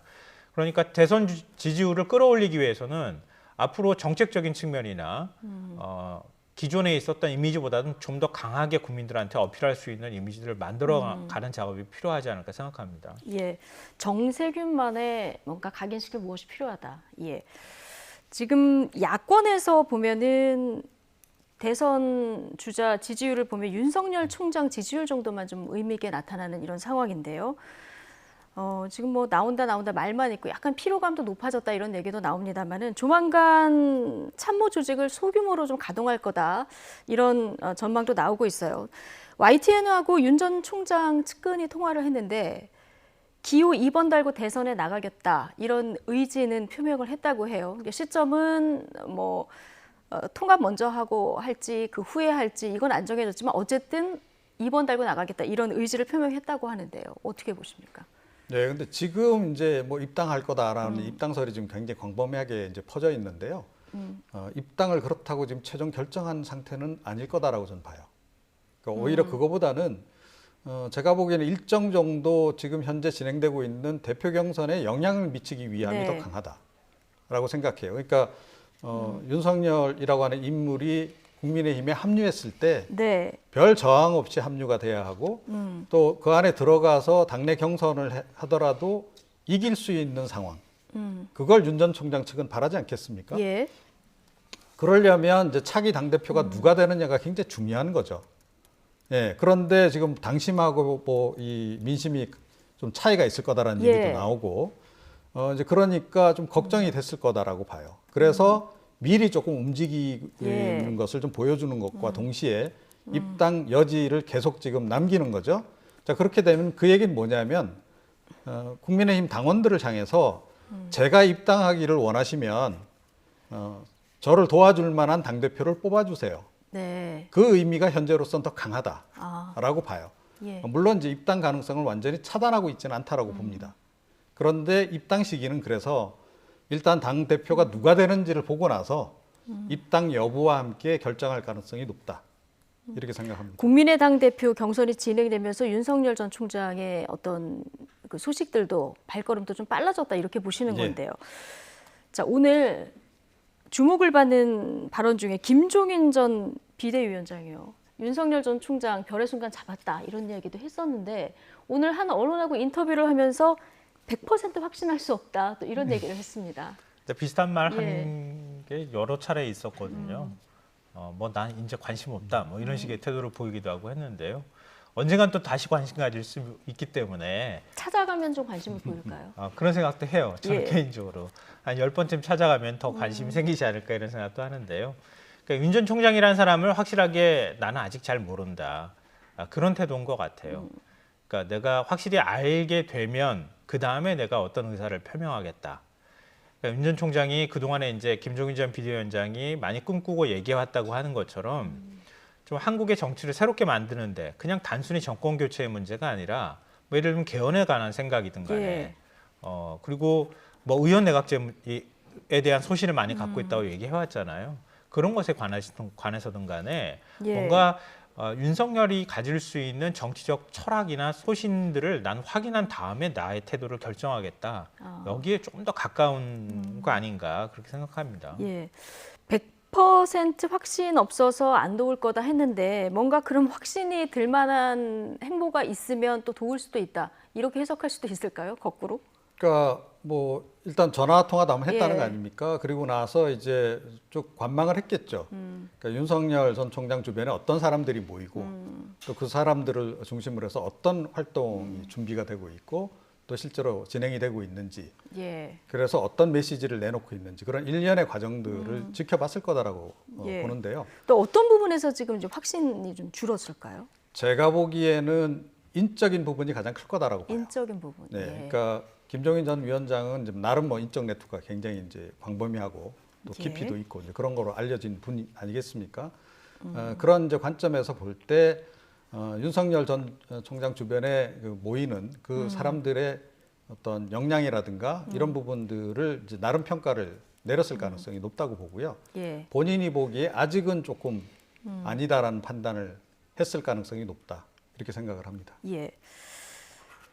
자, 김종인 전 비대위원장의 어떤 발언은 늘 나올 때마다 이렇게 주목을 받는데, 자, 어떤 행보가 이어질지 좀 다시 보도록 하고요. 윤석열 전 총장의 정치 행보는 앞서 말씀하신 대로 국민의힘 당대표 선거하고 조금 밀접한 관계가 있다 이런 분석도 내주셨는데, 자, 국민의힘 당대표 선출은 이준석 바람 때문에 국민적 관심도가 굉장히 높아진 상황에서 지금 진행이 되고 있는데요. 중진 의원들의 거센 견제가 이어지는 속에 이준석 후보 역시 전혀 기죽지 않는 모습으로 오히려 더 세게 반격하고 있는 모습입니다. 이 모습 잠깐 보고 오시겠습니다. 20대 남자의 분노를 극단적인 페미니즘과 연결하시지 않았습니까? 예, 알겠습니다. 제가 나경원 후보보다 여성에서도 지지율이 높다는 여론조사가 많다는 것을 상기해 드리고요. 김봉수 의원이었다면 그래도 조금 덜 걱정하지 않을까 하는 이제 우리 신인의 한 명으로 이준석 후보를 일종의 자연스러운 단일화가 됐는데요. 예. 그러니까 김웅 의원이었으면 제가 좀 덜 걱정되지 않을까 이런 생각을 좀 해봅니다. 민주당이나 우리 당 다 막론해가지고요. 그 이슈 파이팅을 잘 안 해요. 그러니까 결국에는 조금이라도 손해볼 수 있는 이슈는 건드리지 않는다가 이제 불문율이 됐거든요. 저는 2030이 이준석한테 열광하는 게 아니라요. 그 서울시장 선거 이후에 자기들이 진짜 맨날 인터넷에서만 떠들던 이야기가 맨날 뭐 검찰개혁인 이런 거 다루다가 이제 이런 거 다루네 하면서 저거 우리들 이야기 다 하면서 이제 우 몰려간 거거든요. 저는 이게 무엇인지 좀 의미를 받아들여야 된다 보고요. 네. 나경원 전 의원, 김웅 의원이었으면 좀 덜 걱정하지 않았을까 이런 얘기도 했는데 어쨌든 이제 1, 2위 후보 이준석, 나경원 후보 간의 신경전이 굉장히 거센 이런 상황인 것 같습니다. 근데 이준석 후보도 뭐 나경원 후보가 공격을 하는 측면도 있습니다만은 특히 그 나경원 후보한테 굉장히 발언 수위가 올라가다 보니까 좀 엇갈린 평가도 나오는 것 같아요. 저는 이준석 후보가 잘 싸우는 것도 있지만 예. 저렇게 중진급이라고 할 수 있는 정치인이 저렇게밖에 못 싸우나 이런 생각을 더 많이 하게 돼요. 젊은 층이 뭐 세대 교체 바람이나 이런 것들 예. 타고 지금 열심히 싸우겠다고 나온 거잖아요. 근데 중진이 같이 싸운다고 하는 게 비호감도를 높이기 위해서 당원들이 좀 싫어하게 만드는 이런 것만 자꾸 만들려고 하는 게 이게 맞는 건지. 그럼 차라리 정책적인 걸 놓고 당신이 이거 어떻게 생각합니까? 라고 해서 그걸 가지고 좀 뭔가 격렬하게 토론하거나 이렇게 하면서 이준석 후보가 가지고 있는 문제 해결 능력이나 이런 것들의 바닥이 보이게 만들거나 그리고 그동안에 쌓여있던 경륜이 부족했음이 드러나게 한다거나 이런 방식으로 좀 가면 멋지게 싸우는 모습으로 가면 얼마나 좋을까 그런 생각이 좀 드는데요. 그러니까 지금 그렇게 하는 이유는 저는 거기에 있다고 봐요. 당원 반영 비율이 투표 반영 비율이 70%니까 당원들 가운데서도 상당히 고령층이 많고 전통적인 국민의힘 지지층이라고 할 수 있는 영남층의 비율이 굉장히 많단 말이에요. 그러니까 이준석 후보가 젊다, 똑똑하다, 말 잘한다 이런 이미지가 있는 반면에 그렇지 않고 뭐 예를 들면은 오만하다, 그리고 윗사람 잘 알아보지 않는다거나 여러 가지 불안 요인들을 자꾸 부각시켜서 좀 불안해 안 돼. 뭐 이런 식의 당원들 투표를 기대하기 때문에 자꾸 저런 이미지를 만들려고 시도하는 것 같은데 전 저렇게 가면 성공하지 못할 것 같아요. 근데 이준석 바람은 저는 당원들 사이에서는 약간 한풀 꺾였다고 봐요. 여기에서 중진들이 어떻게 싸움을 잘 끌고 가느냐에 따라서 이준석 후보가 지금 현재 뭐 분위기나 바람처럼 그렇게 당대표로 연결되지 않을 수는 있겠다 생각하지만 그건 진짜 중진들이 지금 이제 다른 후보들이 어떤 모습을 보이느냐에 따라 달린 문제라고 생각합니다. 자, 이준석 바람이 지금 후보자 토론회 중계 방송한 방송사 시청률은 굉장히 올리고 있는 상황인데 당내에서는 바람이 좀 한풀 꺾인 측면이 있다. 그래서 중진들이 앞으로 어떻게 해야 하느냐가 굉장히 중요하다는 말씀을 해주셨는데요. 오늘 대구에서 합동연설회가 있습니다. 역시 2, 3위 후보들 이준석 후보 집중 견제 발언이 또 나올 수도 있을 것 같은데 자, 이런 모습들이 핵심 당원들에는 어떤 방향으로 어떻게 영향을 줄 거라고 보십니까? 그러니까 당원들 경우에, 그러니까 국민의힘 같은 경우에는 연령대도 좀 높고요. 박정희 전 대통령 시절부터 정치한 사람도 굉장히 많아요. 지역 단위에 내려가 보면. 그래서 굉장히 이 변화를 좀 사실은 변화에 그렇게 능동적이지 않은 그런 측면이 있습니다. 그래서 이제 당심과 민심의 이제 그 차이를 지금 많이 얘기를 하는 건데. 이 당심이 변할 수 있는 그 포인트는 딱 한 가지밖에 없죠. 그러니까 내년 대선에서 이기기 위해서 그럼 우리가 좀 싫지만 어쩔 수 없이 민심을 쫓아갈 수밖에 없는 거 아니냐라고 바람이 부느냐 말이에요. 그 바람을 이제 이준석이 과연 일으킬 수 있겠는가 하는 게 이제 우리가 지금 최대 관전 포인트인 거고 뒤집어서 얘기하면 중진급들은 그러면 그것에 맞서서 어떻게 대응을 해야 되겠느냐 이 싸움이라고 이제 봐야 되죠. 그런데 조금 전에 이제 말씀하신 거하고 비슷한 맥락의 얘기입니다만 이준석 전 최고는 일단 잃을 게 없어요. 게다가 말을 잘해요.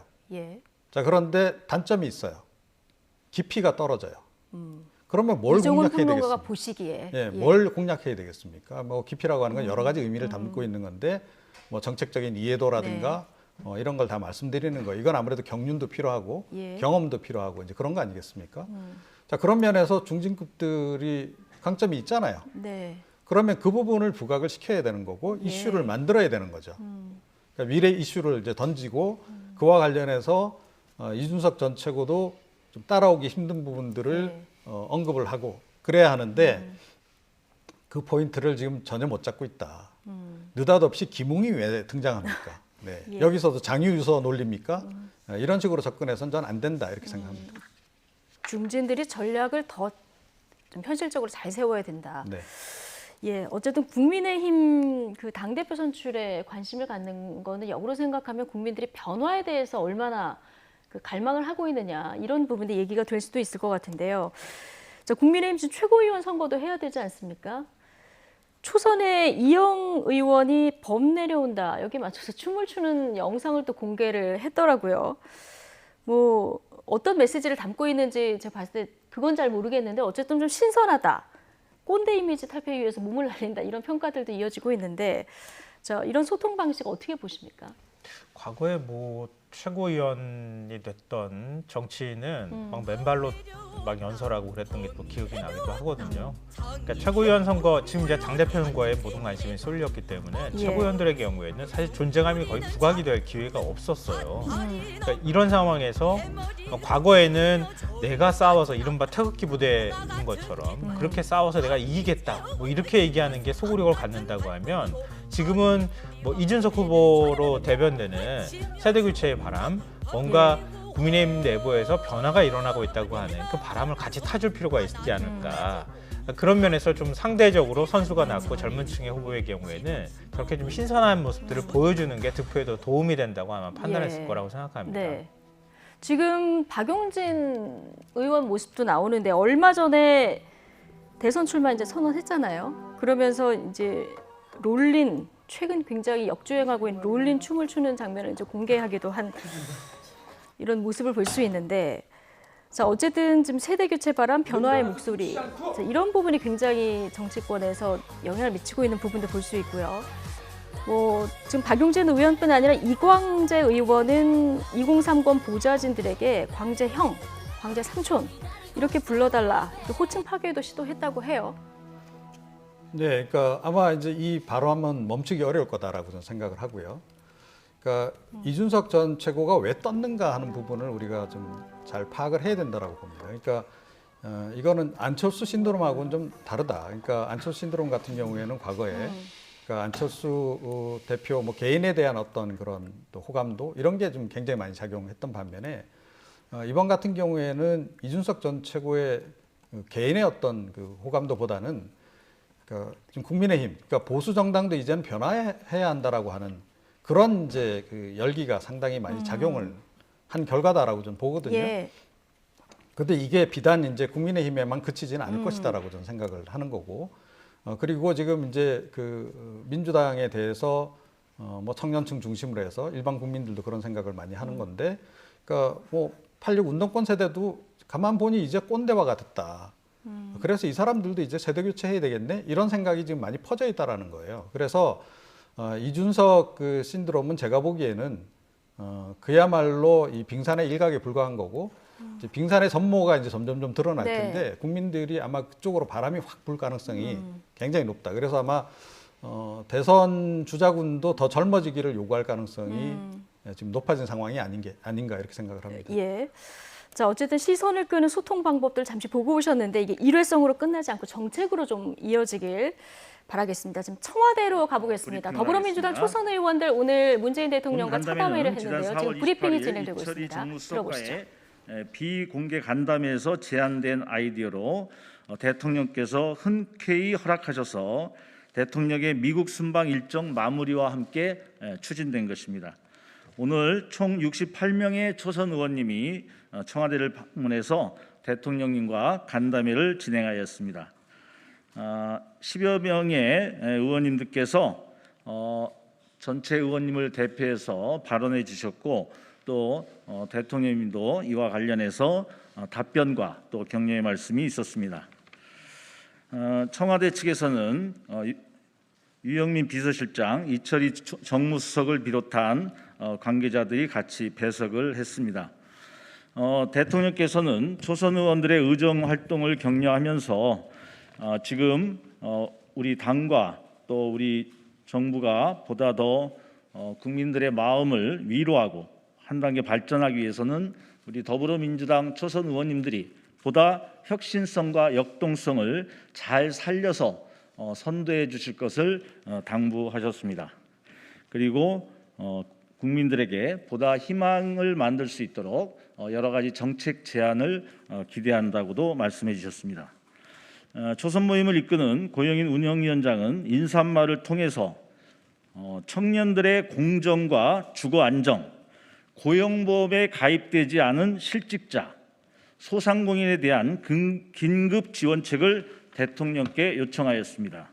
특히 코로나19라는 비상한 시기에는 비상한 대책이 요구되기 마련이고 재정 당국이 곳간을 걸어 잠그는 데만 신경 쓰지 않도록 대통령께 좀 더 힘써 주시기를 부탁드린다고 발언하였습니다. 오늘 여러 의원님들이 특히 기재부가 재난 시기에 보다 적극적인 재정 확대 정책을 해야 될 것을 촉구하는 그런 말들이 많은 줄을 이루었다고 말씀드리겠습니다. 이탄희 의원님, 조호섭 의원님, 양기대, 이동주 의원님을 비롯한 많은 의원님들이 발언을 해주셨습니다. 초반에 이탄희 의원님으로부터 발언이 시작이 됐고요. 지금은 전시 재정을 편성하는 각오로 우리가 임해야 된다. 그래서 오히려 이러한 것에 대한 기존의 대통령님의 메시지를 재정 당국이 쫓아가지를 못하고 있다. 그래서 재정 당국의 보다 적극성을 대통령께서 촉구해 주시기를 부탁하는 말씀이 있었고요. 우리 사회가 3단 로켓에서 그 로켓가 분리되는, 마치 우리 국민들이 이런 사회 코로나 등의 새로운 변화 속에서 낙오되지 않는 그런 사회가 되도록 대통령께서 더욱더 힘써달라고 부탁을 했습니다. 우리나라는 사람을 버리지 않는 사회라는 것을 말씀하신 거죠. 특히 오늘 그 청년 일자리와 관련해서 더불어민주당 청년위원장을 맡고 있는 장경태 의원은 국가에서 청년 일자리 국가 책임제를 요청했습니다. 그래서 근로 신청을 청년들이 하게 되면 중앙정부와 지방정부가 근로 지원을 책임지고 할 수 있도록 마련해 달라는 것이고요. 또 청년 주거 책임제도 요청을 했습니다. 청년들 중에 최저 기준이 미달된 그런 환경에서 주거 생활을 하고 있는 청년들에게는 1년 이상 입증이 된다면 보증금이나 이런 월세들이 지원됐으면 한다고 그러한 것들을 당부했습니다. 그리고 국가 균형 발전과 관련해서 조호섭 의원 등은 특히 지금 지방 정부가 여러 가지 산업 발전, 또 대학의 소멸, 여러 가지 부분에서 인구 감소, 그래서 국가 균형 발전이 굉장히 심각한 위기에 처해 있고, 그래서 이것에 대해서 대통령께서 힘써달라. 그래서 수도권과 비수도권의 차별을 없애달라는 이야기도 있었습니다. 남북 문제와 관련해서는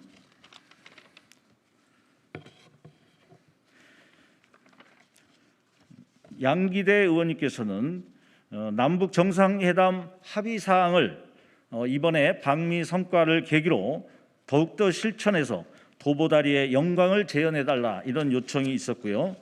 김병주 의원은 미사일 제한 폐기를 통해서 우주 고속도로 시대를 열어야 된다. 그래서 이 전략국을 창설해서 미사일 부대가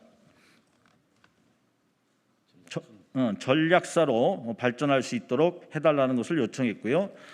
군 장병의 요즘 사회 문제로 되고 있는 급식을 비롯한 군 장병들의 의식주, 개인 휴대 설비, 이런 여러 가지 부분들을 보다 획기적으로 처우 개선할 수 있도록 촉구를 했습니다. 그리고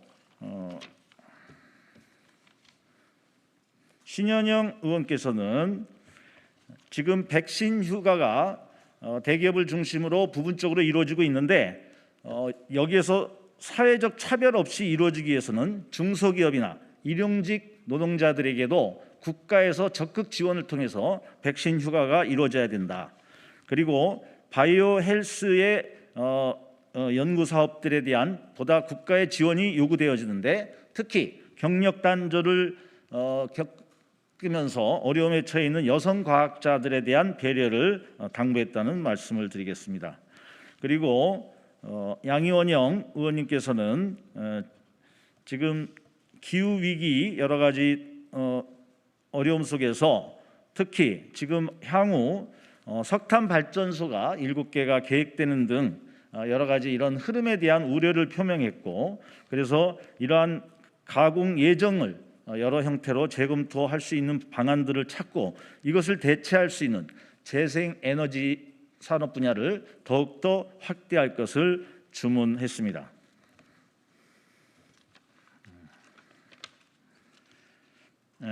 또 소상공인들의 어려움과 관련해서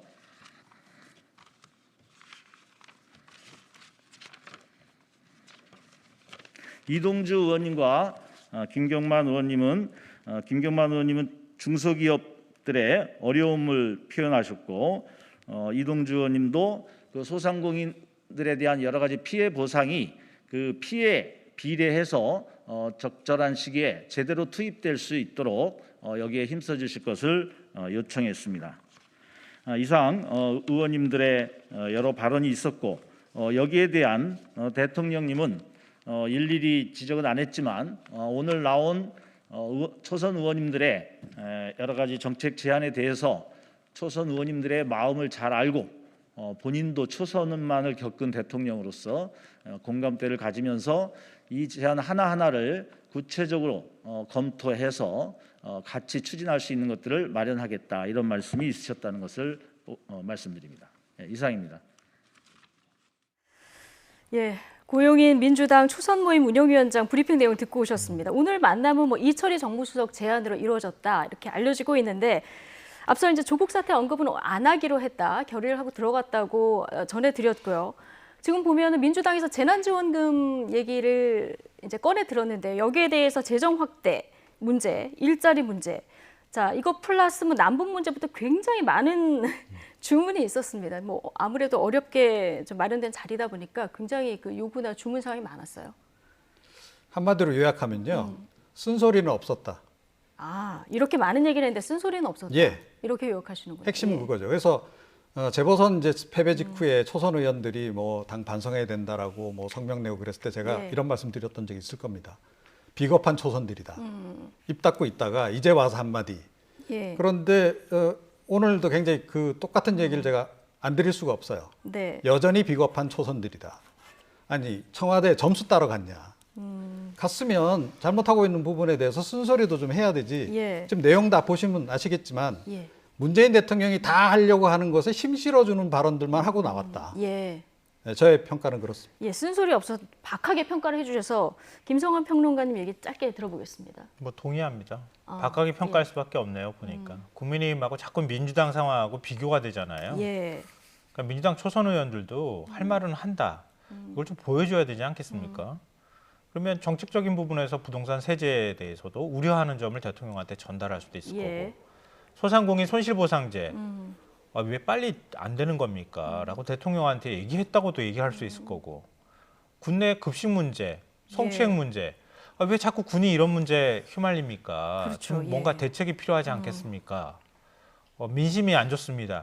이런 얘기 지금 전달하는 사람이 잘못하는 건가요? 아니면 저런 말을 아예 안 한 건가요? 제가 지금 좀 헷갈리는데요. 그러니까 그런 얘기를 했다고 해야죠. 또 그런 얘기를 해야 되는 거고요. 그래서 초선인가요? 왜 이게 안 되는지 잘 모르겠네요. 예, 알겠습니다. 자, 조금 전에 오늘 오전에 진행된 대통령과 민주당 초선 의원들과의 차담에 관련 내용 브리핑 분석까지 해봤습니다. 자, 김성환, 이종훈 두 분 시사평론가와 함께했습니다. 고맙습니다.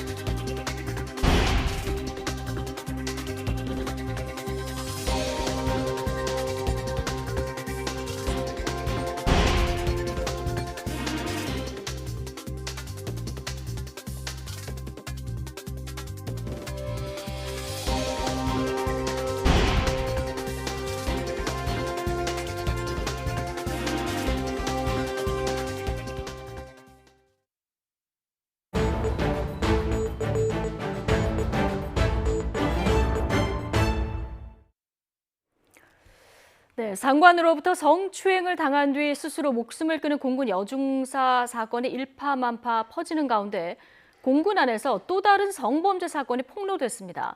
특히 군 수사당국이 가해자를 처벌하기는커녕 감싸려고 했다는 의혹도 제기됐는데 취재기자 연결해서 자세한 얘기 들어보겠습니다. 박기환 기자. 네, 사회부입니다. 예, 먼저 이게 어떤 사건인지부터 좀 정리를 해보죠. 네, 사건은 지난달 초 충청북도 충주에 있는 공군 전투비행단에서 벌어졌습니다. 군부대 안에 있는 여군 숙소에 침입했던 남성이 붙잡힌 건데요. 알고 보니 군사경찰대 소속 하사 A씨였습니다. 해당 부대 군수사당국은 A씨의 USB와 휴대전화 등을 압수해 들여다봤고 불법 촬영물이 쏟아져 나왔습니다. 피해 여군 이름으로 정리된 폴더 안에는 숙소에 침입해 찍은 속옷은 물론 신체 부위를 찍은 불법 촬영물도 있었습니다. 폴더로 정리된 피해자는 더 많지만 지금까지 파악된 피해자만 5명이 넘습니다. 특히 같은 부대 여군은 물론이고 다른 부대 소속 피해자도 있었는데요. 해당 부대에서 전속간 기간 등을 생각하면 범행은 아무리 적어도 1년 이상 이뤄진 것으로 보입니다. 네, 자, 같은 부대 아니라면 피해자들의 두려움도 상당할 것 같은데 조치가 적절하게 이루어지지 못했다고요? 네, 그렇습니다. 사건을 폭로한 군 인권센터 측은 먼저 피해자와 가해자 분리가 이뤄지지 않은 점을 가장 큰 문제로 꼽았습니다. A씨는 범행이 적발된 뒤 한 달 가까이 징계 없이 정상적으로 근무했기 때문인데요. 뒤늦게 보직 변경이 되기는 했지만 같은 부대 안에서 근무 위치만 바뀌었습니다. 공군 비행장이 아무리 크다고 하더라도 피해자가 가해자를 마주치지 않기 위해 피해 다녀야 하는 상황이 되어버린 겁니다. A씨가 소속된 군사경찰대는 전출시킬 마땅한 곳이 없다는 이유로 피해자들의 요구를 얼버무렸습니다. 예. 자, 그럼 관련 수사는 지금 어떻게 이루어지고 있습니까? 네, 앞서 A씨는 사실상 현행범으로 적발된 건데요. 말씀드렸던 것처럼 구속은커녕 정상 근무를 하면서 군 수사당국의 조사를 받아왔습니다. 불법 촬영물이 무더기로 나왔는데 피의자는 버젓이 돌아다니다 보니 그 사이 증거를 다른 곳에 숨기거나 유포하지는 않을까 피해자들의 걱정을 키우고 있는 겁니다. 여기에 군 인권센터 측은 군사경찰대가 제19 감싸기를 하고 있다고 지적했는데요. 해당 부대 군수사당국이 곧 A씨가 소속된 부대이기 때문입니다. 실제로 오히려 가해자를 감싸고 피해자를 회유하려는 듯한 발언도 있었는데 직접 들어보시겠습니다. 전이가 얼마 안 남았고 다른 부대를 전출시킬 곳도 마땅치 않다. 그리고 가해자들을 충분히 교육시키고 있다. 가해자를 그래 안심해도 된다. 가해자에게도 인권 있으니 좀 봐달라 이런 식으로 얘기를 했다고 합니다. 예, 가해자에게도 인권이 있으니 좀 봐달라. 자, 이런 폭로가 나온 뒤에 지금 군 입장은 어떻습니까? 네, 어제 폭로가 나온 뒤 즉각 수사 주체가 바뀌었습니다. 공군본부는 사건의 엄중함을 고려해 해당 부대 군사경찰대가 아니라 공군본부 중앙수사대에서 수사하겠다고 밝혔습니다. 또 법과 규정에 따라 철저하게 수사하고 결과에 따라 엄정 처벌하도록 지시했다고 말했습니다. 하지만 군 인권센터 측은 이것만으로는 충분하지 않다고 주장하고 있습니다. A씨를 피해자들과 즉각 분리하는 것은 물론이고 구속하라고 촉구했습니다. 또 가해자를 감싸고던 해당 부대 관계자들에 대해서도 책임을 물어야 한다고 덧붙였습니다. 지금까지 사회부에서 전해드렸습니다. 성추행 피해를 당한 공군 부사관의 유족이 2차 가해 의혹 당사자로 거론되는 공군 간부들을 국방부 검찰단에 고소했습니다.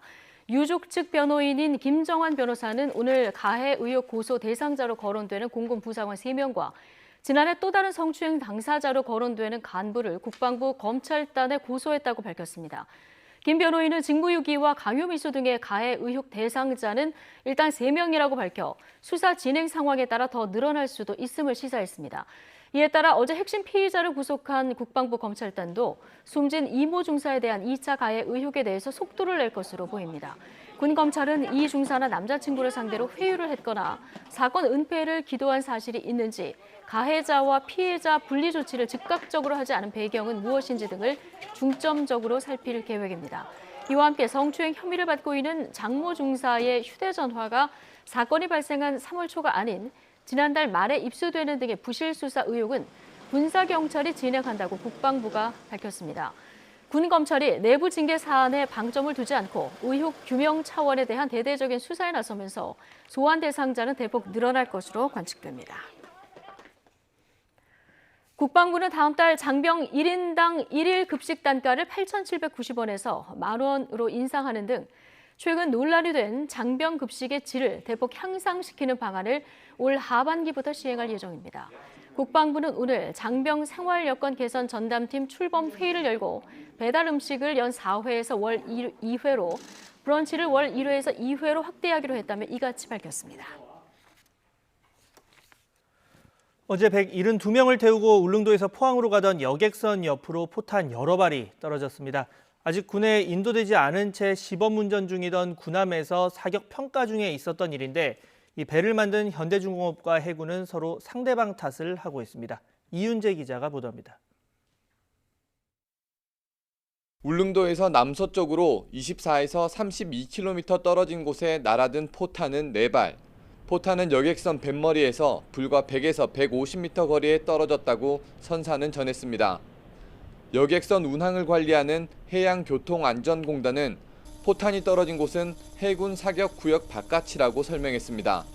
포탄이 떨어지는 위치는 해군 훈련 사격 구역의 바깥입니다. 경계면이긴 한데 엄밀히 말하면 바깥입니다. 해상에서 100m 간격이면 거의 조준 사격에 가까운 건데 이거는 좀 제가 이해할 수가 없는 부분이. 여객선엔 승객과 선원 172명이 타고 있었고 165명이 탄 또 다른 여객선이 뒤따르고 있었습니다. 자칫 돌이킬 수 없는 대형 참사로 이어질 뻔한 아찔한 사고였지만 책임 소재는 아직 가려지지 않고 있습니다.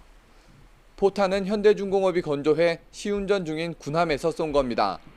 아직 해군에 인도되지 않아 사격에 대한 최종 승인 권한은 현대중공업 직원인 함장에게 있습니다.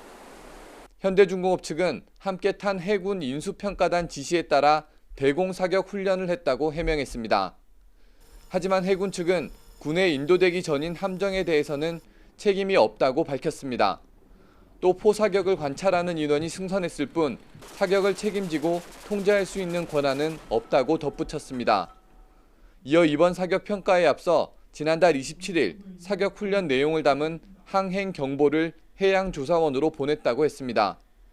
하지만 포탄이 여객선을 비껴갔을 때는 동해를 책임지는 해군 일함대도 인지하지 못하고 있었고 심지어 해군이 탑승하지 않았다고 관련 기관에 통보했습니다. 이번 일을 둘러싼 구체적인 경위 조사는 방위사업청과 현대중공업이 진행하고 있습니다. 책임과 권한이 없다는 해군과 해군 통제에 따랐다는 현대중공업, 양쪽 모두 국민의 안전을 무시했다는 비난을 피하기는 어려워 보입니다. YTN 이윤재입니다. 자전거를 타던 40대 남성 2명이 만취 운전자가 몰던 차에 치여 숨졌습니다. 해당 운전자는 사고 직후 달아났다가 2차 사고까지 내고 붙잡혔습니다. 밤사이 사건 사고 김지환 기자가 보도합니다. 충남 서산의 왕복 4차선 도로. 뒷바퀴가 심하게 찌그러진 자전거가 갓길에 세워져 있습니다. 구급대원은 자전거를 탔던 남성을 상대로 심폐소생술을 벌입니다.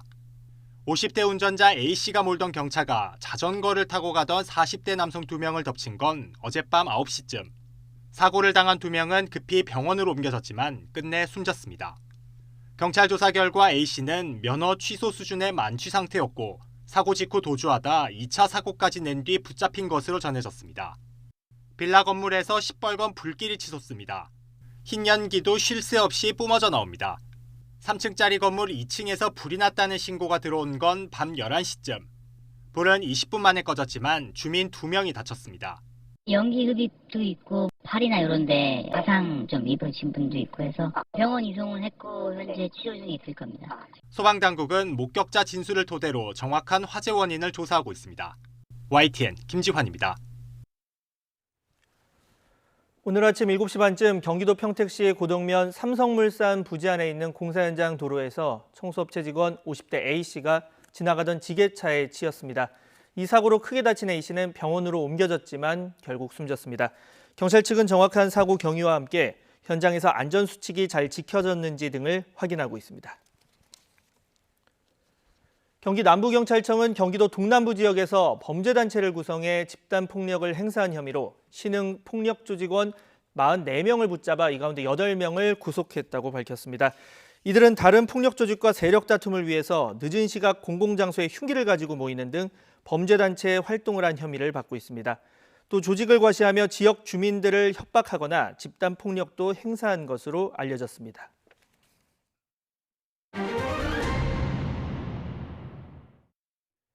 도쿄올림픽 공식 홈페이지에 일본이 독도를 본인들 영토라고 한 것과 관련해 지도를 고치라고 우리 정부가 공식적으로 요구했지만 일본은 전혀 받아들이지 않고 있습니다.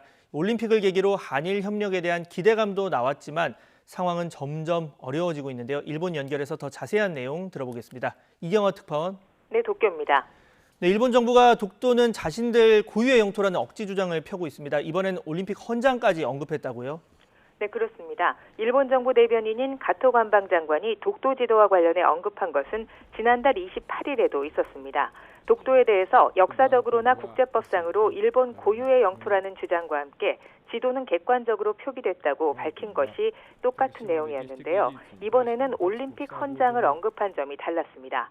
올림픽 헌장에는 IOC의 역할과 사명으로 스포츠와 선수를 정치적 또는 상업적으로 부적절하게 이용하는 것에 반대한다고 돼 있다. 이렇게 언급했습니다. 한국 측이 IOC에 이 문제에 대한 중재를 요청한 것을 우회적으로 비판한 셈입니다. 일본 정부는 지난 2018년 평창 동계올림픽 당시 남북 단일팀 한반도기에 그려진 독도를 빼라고 IOC에 요구했고 결국 이게 받아들여졌습니다. 당시 정치적 사안을 올림픽에 활용해서는 안 된다는 게 일본 정부 주장이었는데요. 같은 사안을 놓고 한국의 요구를 일축하는 일본 정부의 모습이 궁색해 보이는 것도 사실입니다. 네, 이처럼 반복되는 독도 논란에 대해서 일본 내에서도 이건 아니다 싶은 분들도 있을 텐데요. 실제 반응 어떻습니까? 네, 어제 하토야마 전 총리가 일본 정부의 태도를 신랄하게 비판하는 트윗을 올렸습니다. 미국 일부 지도에는 독도가 한국령으로 표기되어 있는 것을 알고 있느냐며 일본 내 보수파는 친미여서 여기에 항의할 수 없는 거냐 이렇게 되물은 겁니다. 물론 하토야마 전 총리도 독도에 대해 일본 영토라는 입장을 갖고 있지만 과거사 문제에 있어서는 일본의 사과를 꾸준히 촉구해온 인물입니다. 일부 네티즌은 이 트윗에 대해 당신은 어느 나라 사람이냐며 반발하는 댓글을 달기도 했지만 이 문제가 한국처럼 크게 확산하는 양상은 아닙니다. 일본 언론도 독도 지도를 둘러싼 한일 갈등을 크게 다루지는 않고 있습니다. 올림픽을 과연 열 수 있을지, 연다면 안전하게 치를 수 있을지 지금 여기에 일본 사람들의 모든 관심이 집중돼 있기 때문입니다. 일본 정부는 대회가 다가오면서 올림픽 분위기가 고조되길 기대하는 모습이지만 여론은 그렇지 못합니다. 일본 정부 코로나 분과위원회의 오미 시게루 위원장도 보통 같으면 이런 상황에서 대회를 열지는 않는다고 국회에서 밝혔습니다. 개최하더라도 의료 부담을 줄이기 위해 최소한의 규모로 치러야 한다는 입장인데요. 하지만 스가 총리는 경기장에 관객을 입장시키는 방안까지 검토하고 있습니다. 이렇게 올림픽을 바라보는 국민과 전문가 그리고 정부의 시각은 대회 50일을 앞두고도 여전히 차이가 커 보입니다. 네, 이번 올림픽이 한일 관계 개선의 계기가 될 수 있다는 전망도 있었는데요. 이 역시 좀 어려워졌다, 이 같은 관측이 나오고 있죠. 네, 그렇습니다. 오는 11일부터 영국에서 열리는 G7 정상회의 기간 한미일 정상회담이 추진되고 있습니다. 이 일정은 미국이 주도해서 조율하고 있는 것으로 알려졌는데요. 하지만 한일 정상 간의 만남에 대해서는 회의적인 시각이 우세합니다. 일본 정부는 강제동원과 위안부 문제의 해법을 한국이 제시하지 않는 한 만날 이유가 없다는 입장이기 때문입니다. 여기에 더해 최근 한일 외교당국이 위안부 문제 등 현안 해법을 놓고 서로 상대방이 말을 바꿨다고 비판하는 모습도 재현됐습니다. 올림픽을 앞두고 스포츠와 문화 등 교류 협력을 통해서 한일 관계를 풀어보자는 움직임이 한일 양국 의원연맹을 중심으로 있었습니다. 하지만 악화하는 코로나 상황 때문에 결국 이루어지지 못했고 독도 지도 표기 문제로 여론은 더 악화하고 있는 국면인데요. 올가을에 중의원 선거를 치러야 하는 스가 총리 입장에서는 백신 접종 등을 통해 국내 유권자의 표를 얻기 위한 실적이 절실한 상황입니다. 이 때문에 해결 과제가 산적한 한일 관계는 당분간 우선순위에서 밀려나 있게 될 것이라는 전망이 커지고 있습니다. 지금까지 도쿄에서 YTN 이경아입니다. 더불어민주당 윤건영 의원은 일본 도쿄올림픽위원회가 독도를 자국 영토로 표기하고 우리나라의 삭제 요청을 거부한 데 대해서 올림픽 보이콧까지 진지하게 검토해야 한다고 말했습니다. 윤 의원은 MBC 라디오 김종배의 시선집중 인터뷰에서 일본과 국제올림픽위원회 IOC 모두 문제가 있다며 이같이 말했습니다. 이어 평창올림픽 때 우리는 일본 정부의 요구나 IOC 권고로 세계평화 대의를 위해서 단일기에 독도를 삭제해줬다면서 지금 일본 정부의 모습은 삼류국가 그 자체라고 비판했습니다. 또 지금 아무 행동도 하지 않는 IOC 또한 이중잣대라며 선수들의 노력과 땀을 생각한다면 쉽지 않은 결정이지만 정부가 단호하게 올림픽 보이콧까지 생각해야 한다고 강조했습니다. 이와 관련해 민주당과 정의당 소속 국회의원 132명은 일본 올림픽 조직위원회를 규탄하는 결의안을 발의하고 IOC에 정식으로 접수하기로 했습니다. 다만 올림픽 보이콧에 대해선 선수들의 땀과 눈물도 존중해야 한다며 외교적 노력과 IOC 설득 모두 안 됐을 때 생각할 수 있는 최후의 수단이라고 밝혔습니다.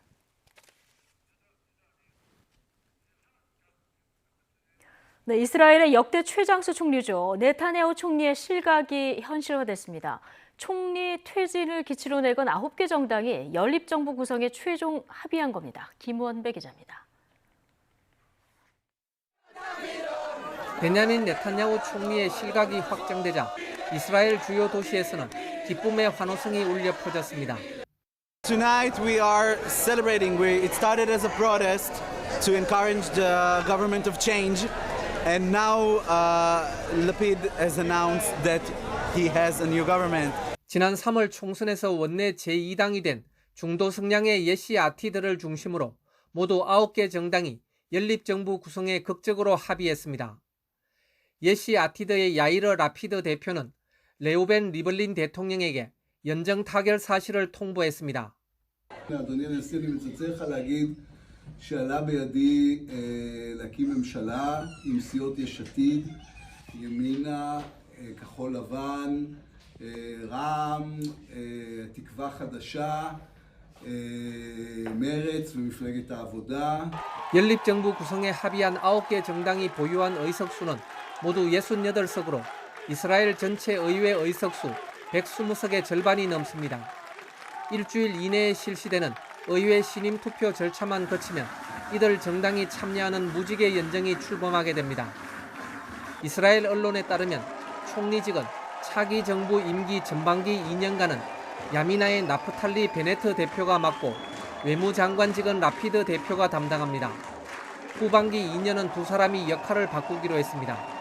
15년 2개월간 권력의 정점에 있었던 네타냐후 총리는 코로나19 백신 조기 확보와 가자 지구에 대한 맹폭 등 팔레스타인에 대한 강경 노선으로 정권을 유지하고자 했지만 무의로 돌아갔습니다. 네타냐후는 술회, 배임, 사기 등 부패 혐의로 재판을 받고 있어 총리직에서 물러난 이후 보호막 없이 형사처벌을 받을 수도 있습니다.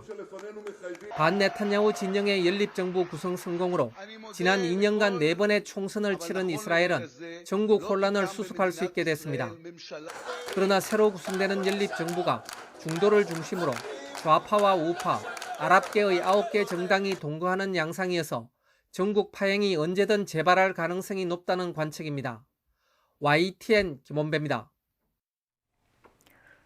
네, 스리랑카 앞바다에서 2주 가까이 불에 타던 대형 컨테이너선이 결국 침몰하기 시작했습니다. 기름과 가스, 화학물질이 잔뜩 실려 있어서 인근 바다 오염이 우려되고 있습니다. 보도에 조수연 기자입니다. 지난달 20일 스리랑카 인근 해상을 지나다 화재에 휩싸인 싱가포르 선적 엑스 프레스펄호입니다.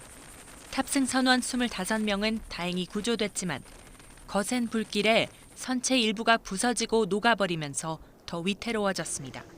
침몰 우려 속에 엄청난 양의 물을 쏟아부어야 했던 진화 작업도 순탄치 않았습니다. රාත්‍රී පැවති සුළං තත්ත්වය සහ සාගරයේ කැළඹිලි සහගත තත්ත්වයක් මත ගින්න වැඩිවුණු බවට වාර්තා වෙනවා. ඒ සමගම මෙහි බහලුම්වල 그런데 현지 시각 2일 선미부터 가라앉기 시작하면서 우려했던 악몽이 현실이 되고 있습니다. 스리랑카 해군은 콜롬보항 앞바다에서 침몰하면 심각한 오염이 발생하는 만큼 선박을 더 먼 바다로 끌어내려고 노력 중이라고 밝혔습니다. 사고 선박에는 1,400여 개의 컨테이너가 실렸는데 인도에서 선적한 질산 25톤과 다른 화학물질도 포함됐습니다. 특히 연료 탱크에는 278톤의 벙커유와 50톤의 가스가 실려 있어 침몰 시 인도양의 재앙적인 상황이 예상됩니다. 화재 진화 과정에서 이미 많은 양의 잔해가 쏟아져 나왔고 사고 선박에서 나온 기름띠가 인근 해변에서 발견되기도 했습니다. 이 일대의 어업 활동까지 중단된 가운데 생태계에 미칠 피해도 우려되고 있습니다. YTN 조수연입니다.